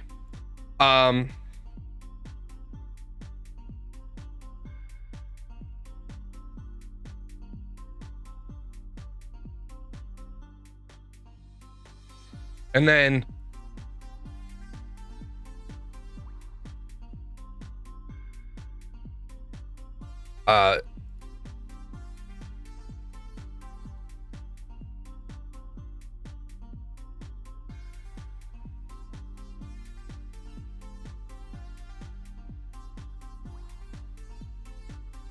the amount of money that you will have in your Roth IRA account after your lifetime is ridiculous. I'm doing a quick calculation. But they don't teach you that. Yeah, your Roth is up 18% this year. My Roth is up another 29% this year. Yeah, my fucking Roth died this spring, and then somebody has 60% of their Roth in the technology sector. So if you do this, if the only investment you do your entire life is $7,000 a year into your Roth IRA, you start the year you turn 18 and you stop the year you turn 59, even though you can contribute as long as you're working, at just a modest 8% return rate, you'll have about that much money in the bank by the time you go to retire. That's crazy, right? That's crazy. And the best part is, that's all tax-free. That's a post-tax contribution. Which means when you go to take this out, well, yeah, except for the limitation. But here's the thing about the cap limitation. If you're making over $150,000 a year, you typically want your IRA structured differently so that you can reduce your tax liability in exchange for paying the tax on it later, which is a bad idea. But what are you going to do? Tell your job you don't want to make $175,000 a year? Now, are there times where you want to change your compensation package? Have you done pre-tax deferral? Yeah, that's where your normal IRA comes in. You do pre-tax deferral, which lowers you. If you can lower your tax liability down, you're basically making your contribution to your retirement in lieu of giving it to Uncle Sam. The problem is, you're going to pay that money. That money's going to count later on down the road. However, there are ways when you're right around the 150,000 mark, there are ways you can negotiate with your employer. And most employers aren't really willing to do this now because they don't give a shit, because they don't have to. But in the past, it was, hey, instead of paying me $5,000, how do we structure this so you can make the contribution to my retirement fund instead of me making the contribution to my retirement fund? You're not going to pay me any more, but how do we make it so that I don't become ineligible to contribute to my Roth IRA? Now, again, that's right if they're going to be right around the 100, like, we're going to offer you a job for $155,000 a year. Well, shit. Is there any way you can offer me a job for $149,000 a year because I'm not married, and then give me $6,000 in some other way, stock option or something? Yeah, there are stupid ways around it, but what you have to be careful about is,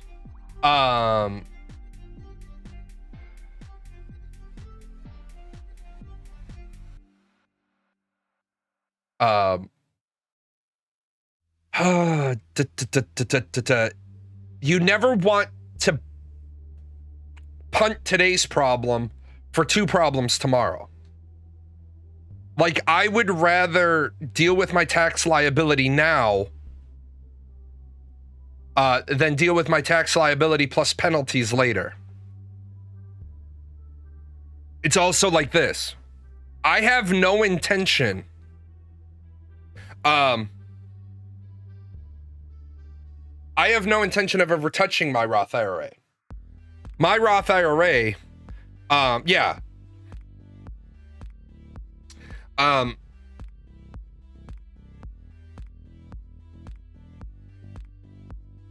My intention with my Roth IRA is generational wealth for the youngest kid. Each of my three things that I have is the plan for a kid. My Roth IRA is for the youngest kid. My stock portfolio is for the middle kid. My money market account is for the older kid. And then the other one has a trust fund. And the other one hasn't ever used it, so it's gonna just get transferred to the grandson. That's how generational wealth works. The first generation, I don't get to enjoy my wealth. I mean, I do. I go to Disney, I go to Universal Studios, I have a fucking nice office, I have a fucking amazing computer setup, but I'm not a boat guy. I'm not a fucking all these fucking thing. Yeah, so my kids know. But it's where I tell people, here's where money makes money.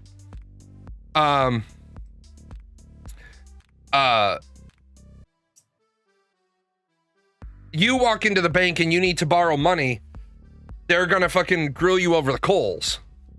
I walk into the bank and I ask for $10,000. I get that in 10 minutes on a personal secured check. Like I say, hey, bank manager, I need 10 grand. And he's like, okay. All he does is look on my account to make sure that I don't have any other personal loans. He prints out a piece of paper, I sign it, and he's like, how do you want it? Cash or cashier's check? And that's because they know I can back 14-1 that loan with my retirement account. I need a car loan. Well, banks don't like to do car loans for most customers. But when you're asking for 1/7 of your retirement account as a car loan, they're a lot more likely to do it for you. Because what are you going to do? Fucking run off with the money? And the moment you try, they'll give you a variable interest rate. And what they'll say is, you have a variable interest rate we'll give you 4% for 20 grand. But if you withdraw your retirement account, that 4% becomes 9%. What do I think families do wrong when educating the new generations so that the wealth doesn't go to waste? Well, that's a great question. And here's, let me jump all over that because, this is why families can't build generational wealth. First generation wealthy people pull the John Goodman and they build the fortress of fucking solitude. I don't carry a mortgage because every month I carry a mortgage is a month that I'm giving somebody interest instead of me building equity. Rich people ask how much. Poor people ask how much today. This is a really, really important distinction. If you have a credit card balance, I don't give a fuck what your salary is. I don't give a fuck how much you have in the bank. There is no way you're earning more in your bank account than you're paying an interest on your credit card bill. These days, I don't see how people can get into a mortgage without all the retirement income to back it up. Well, it's easy, man, because the line right above you, equity, you're buying a house for equity.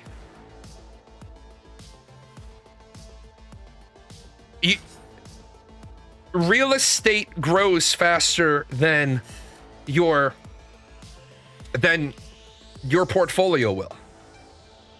Especially when you're able to structure purchases as your primary residence. The law says you have to live in a house for 2 of the last 5 years in order for it to be a personal residence and not an investment property. And people get, I used to go to real estate seminars, and people would get so caught up on the minutia. And this is, this is really, really, really important, right? You pay tax on profit, right? And this is where people get caught up. I don't want to pay 20% on $100,000.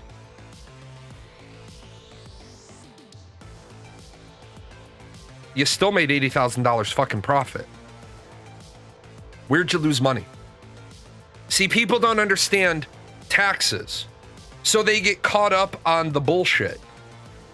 They say, I don't want to give the government 20% of this $100,000, so I'm going to do A, B, C, 1, Q, Z, red, and I'm going to take all these steps to avoid paying taxes.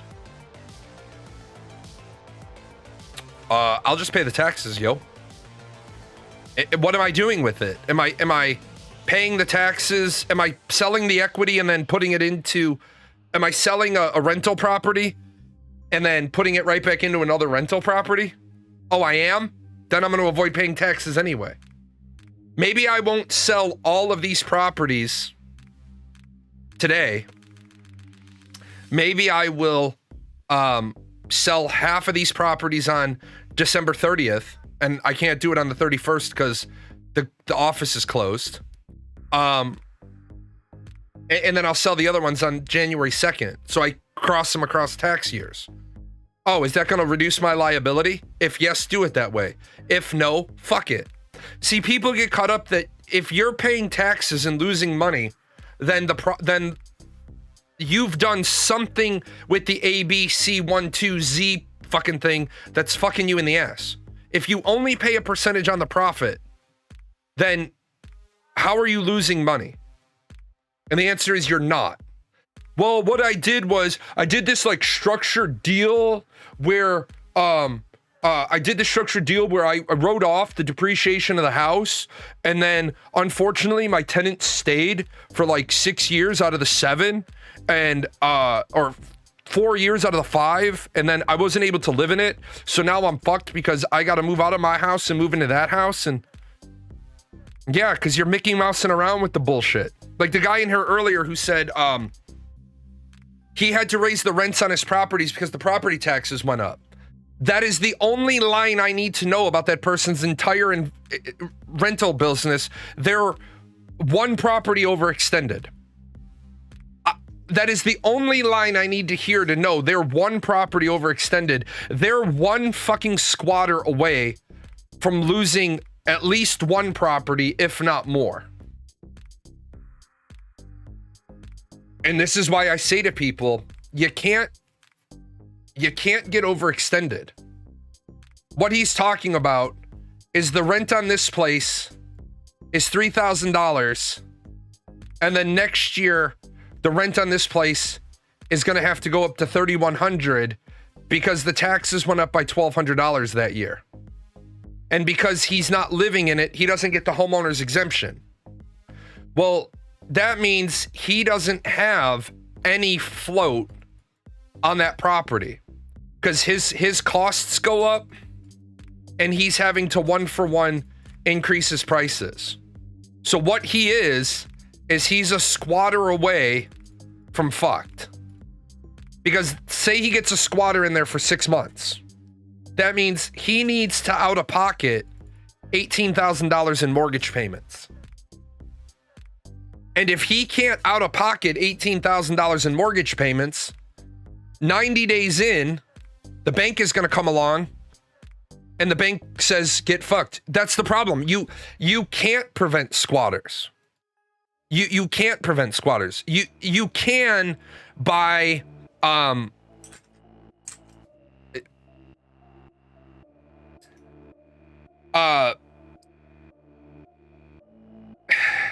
you can by writing your leases in such a way that for example, and I'm not your lawyer and I'm not your leasing agent, so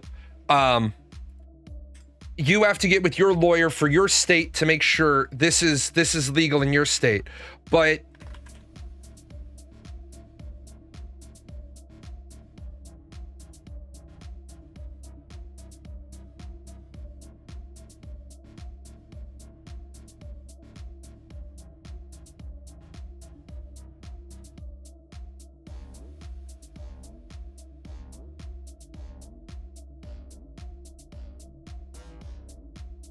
okay, so you write something, and this isn't going to be like legal enough, but it's the general idea.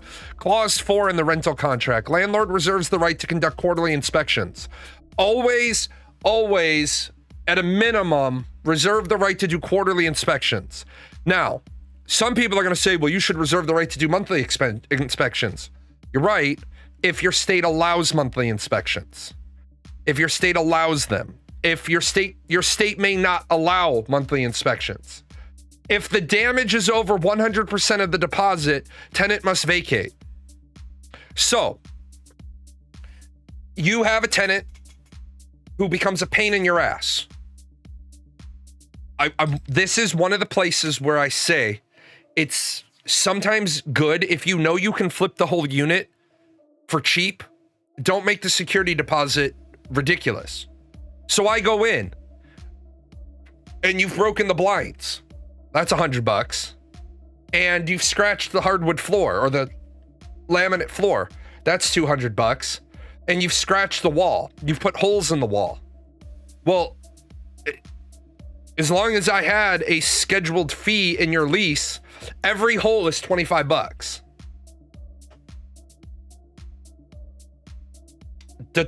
I have a land. I can't evict you for non-payment because I require an eviction for that.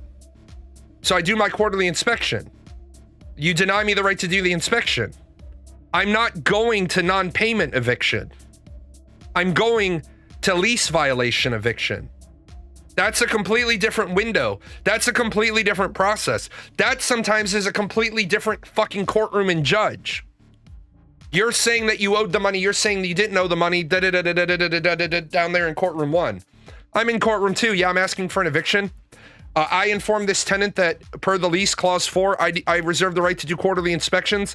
I notified the tenant on the tenant on the 14th of September via email, via voicemail, and via a posted note on the door that I would be conducting a quarterly visit on Wednesday the 17th. On Wednesday the 17th, I arrived. I found that the keys were changed. That's a lease violation. I left a notice on the door on the 17th. I left another notice on the door on the 21st, and I attempted to do another inspection on the 24th. They had not replaced the original locks. So here I am on the 29th of September, via certified mail. Here is the fact that I notified them on the 25th and it was delivered. And there you go.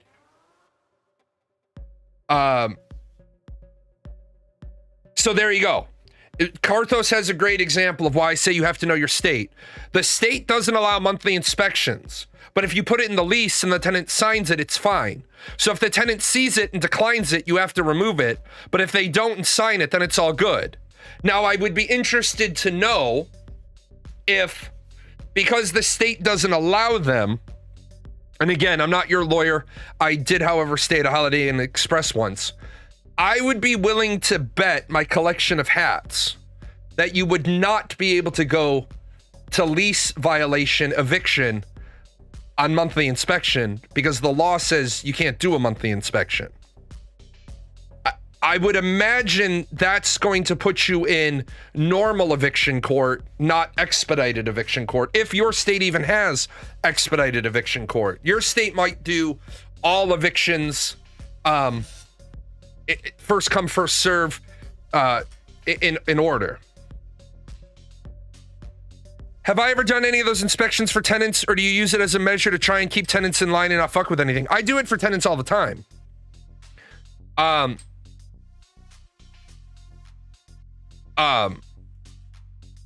For example, we're just there looking around because as a reminder, when you're a landlord and you're not a slumlord, you're there doing the golly gee whiz nuts and bolts inspections.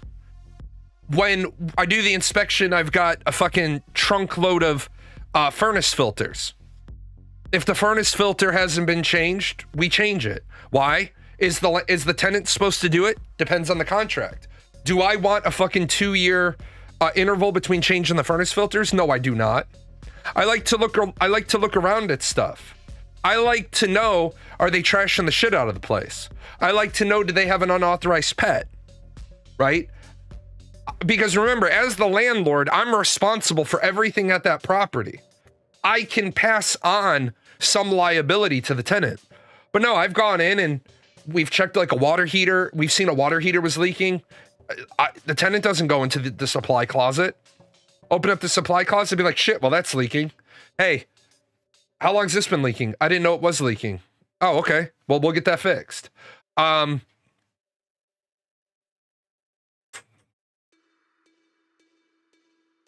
had to do an emergency entry for running water sound from my basement apartment last week. I wrote him a text, asked to enter, and the law covers me because it was a reasonable entry request. The toilet was running. Right. Some people don't know. Some people absolutely don't know that the toilet's still running. It's stupid. Some people don't know little bits and pieces because they've never been homeowners. And it's, to be honest, I've had tenants in a place for 6 years, 7 years. At some point, man, if they haven't, let me back up a second. At 6 years, everything, they're going to get their whole security deposit back because at 6 years, everything is wear and tear. You can't, like everything is wear and tear. Unless you fuck up the door frame or a door or you break a window or some shit, everything is wear and tear at 6 years. You would have to do some nefarious shit for me to hold any part of your security deposit after 6 years. Even the fucking blinds, man. Even the blinds, I'm not gonna, at 6 years, $25 blinds from Walmart, I'm not gonna fuck with you after 6 years. I'm just gonna be like, here's your whole check. I mean, the other thing that landlords fuck up all the time, most states require the security deposit to be in an escrow account. Lots of landlords I know don't do that. Lots of security deposits have to, and it's state by state, but the security deposit has to be in an escrow account. And if it's an interest-bearing escrow account, the interest belongs to the tenant, regardless of how much you take. You've had their $1,000 in an interest-bearing account, and it's generated $300. That $300 doesn't belong to you because it was a deposit. Here's your money, and here's some extra. Now, the reason why it has to be in an escrow account is because for tax reasons. You want the interest to not come to you. You want the interest to go to them. You are the holder of the account because, and it's been a minute since I've ever had to deal with this, but if I recall correctly, in my state, if I have $1,000 security deposit, you're there for 5 years. I can't take any of the interest. I take the $1,000 principal. I ship you off the interest. I think it's a little thing like a toilet seat needs replacing or a door handle needs to be tightened. I don't think it's a big deal to fix as a tenant. Just let the landlord know ahead of time in case they want to deal with it. A toilet seat needing replacing, as a landlord, I want to do that because I want to know what toilet seat you're putting on. But if it's a good tenant who's been there a bit, some older people want the padded ones. It is that. A door handle needs tightening. I'll do it. Well, my maintenance guy would do it if they call in. But if they want to say, hey, the door handles needs tightening, I'll be like, do you want me to send the maintenance guy around? Because that's... and again, on the fee schedule is going to say minor wear and tear maintenance is covered. Now, be careful with that, though, because if my maintenance guy comes in and you've punched a hole in the wall, we're going to have a problem. We don't have a requirement on where the deposit needs to be. I keep in a separate low-interest savings, though. We don't have to pay the tenant the interest, so I may need to rethink the low interest. See, yeah, again, I don't... That's why I say landlord symposiums are interesting because they vary state to state. You pay a monthly fee for exactly those kind of things, so I make them come over for anything that needs proper fixing. Yeah. Absolutely. If you're paying for it to be taken care of, have them call you. If you're a tenant and you're already paying for those things, then make them come out and do it. Like, for example, when I moved Melly Umpkin into her apartment, the very first day I was there, I don't have one in front of me, but I had little digital thermometers. And so when I went into her apartment, I put the lady watched me. I walked right into the kitchen. First place I go, I took these two little digital thermometers out. I put one in the fridge and one in the freezer, and I turned the fridge to max. And so we looked at the rest of the apartment, and she started to tell me about the kitchen. I said, no, we'll come back. I just needed to get the temperature reading of the fridge and the freezer. So we went around, we looked at the rest of the apartment, then we came back to the kitchen. And when she was done, I opened them up and I showed her, I said, well, this isn't gonna do. And she's like, yeah, that's on max, so that's no good. So they said, we need 3 days before you can move in because we have to have time to get the fridge fixed. Well, they told me the fridge was fixed. I went over and I put my thermometers in there again, and they were good. Well, within a couple of days, the fridge broke. So I had to take the receipt. And by the way, if you ever live in an apartment, you should be keeping a receipt of all of your groceries. You should be doing this if you live in a house, but utility companies are very rarely replace groceries due to power outages anymore. But you you always want to keep your receipts, because if your fridge goes out, you call the management company and you say, hey, my fridge is out and here's my receipt from the date and the cold groceries I bought. I need that either compensated back to me or taken off my next month's rent. And guess what? Most states require the landlord to do that. But if you just say, I have a fridge full of groceries, the landlord can be like, well, I took $40 off their rent, and then you really don't have a pot to piss in because you can't prove that you had $300 worth of fucking food in there. Also, don't do the thing where you run out and you buy a bunch of fucking steaks and then, because I've had people do this. They run out, they buy a bunch of steaks and they say their fridge went out. So when I go there and I open the freezer, there's no fucking steaks. And they're like, oh, well, we ran them to my brother's. Well, then you didn't lose any money. People who fix shit themselves always want to be reimbursed for the money or the parts, and I usually end up having to refix it. Right? That's why I don't want them fixing anything other than tightening a doorknob, tightening a toilet seat.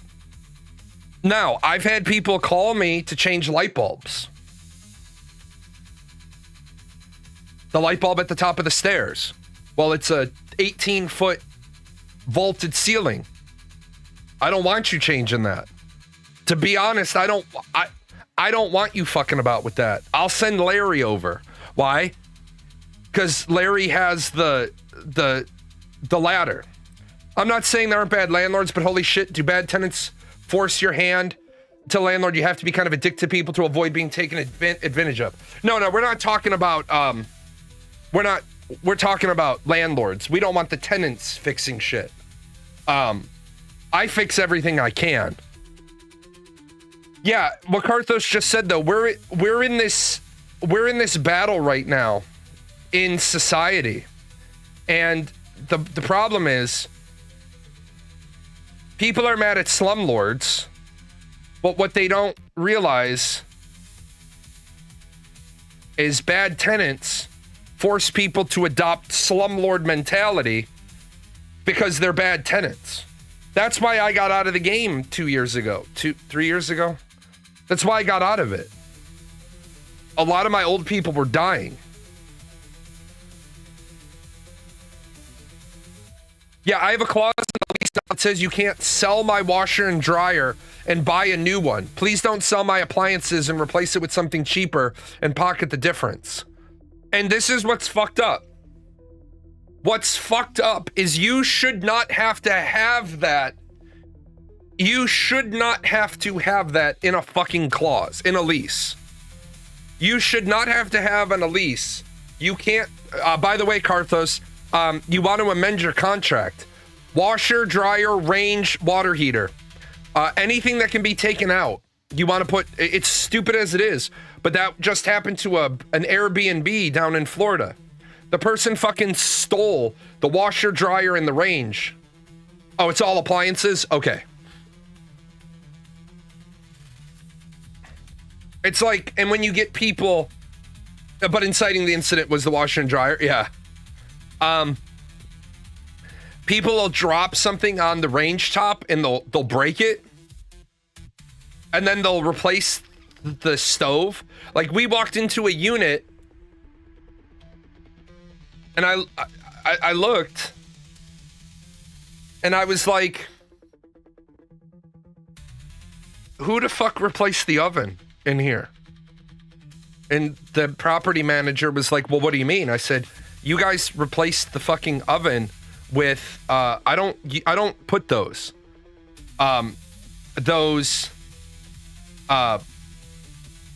metal burners that sit, the electric ones, the rings. I don't use those. I use the top, the glass top. And the property manager was like, we didn't notice that. The fuck you mean?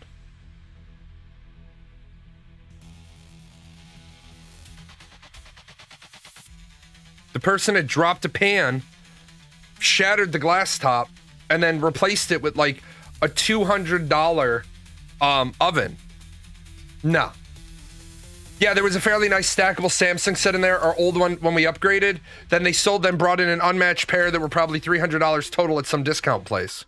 Right, and you know, that's the fucking problem with people. Are you all not doing video walkthroughs before and after, attending to compare? I do. I absolutely do. No, we were there for an inspection, not for a move out. No, we were just there. And we were like, because we were like, what the fuck is that? Which is why you do walkthrough inspections. And the person was like, well, I'm out the money for the stove.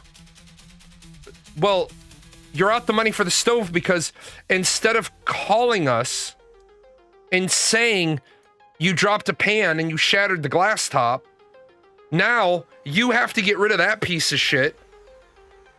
And where's mine? Where's my other one? Because what you don't know is I have a fucking maintenance contract. I take the old one in, like, man, you fucked all this up. Now you have to buy me a starter one from the company. And now you have a fucking oven you need to get through. And that's why people become slumlords. Because then I'm sitting there arguing with the person and I'm like, wait a minute, hold up. You dropped a fucking pan on an oven, shattered the glass top, didn't call me. Yeah. And then what we have going on now is you don't have the thing that I can get replaced because I have 60 ovens. I need to get some of these newer appliances before tariffs go through the roof. I got bad news for you. The tariffs are already through the roof. Do you think that the companies didn't raise the prices before they were selling the units that they paid the tariffs on? Yeah, as soon as companies saw the tariffs go in, they started selling at the higher price.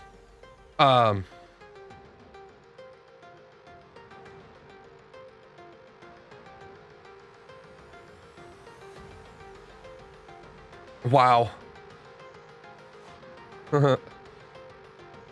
So my last story, and then I'm gonna I gotta get ready to go. Apparently I'm going to dinner for my birthday. I didn't know I was going to dinner for my birthday. Apparently I'm going to dinner. My daughter's been looking for a place to rent, and it's getting to the point where I just may buy her a house. I may just buy her a house and have her and her boyfriend pay me. I'm really, really hesitant to do that though, because the last thing you want to do is evict your daughter and her boyfriend out of your place. But they've been looking since July. They can't find anywhere to rent.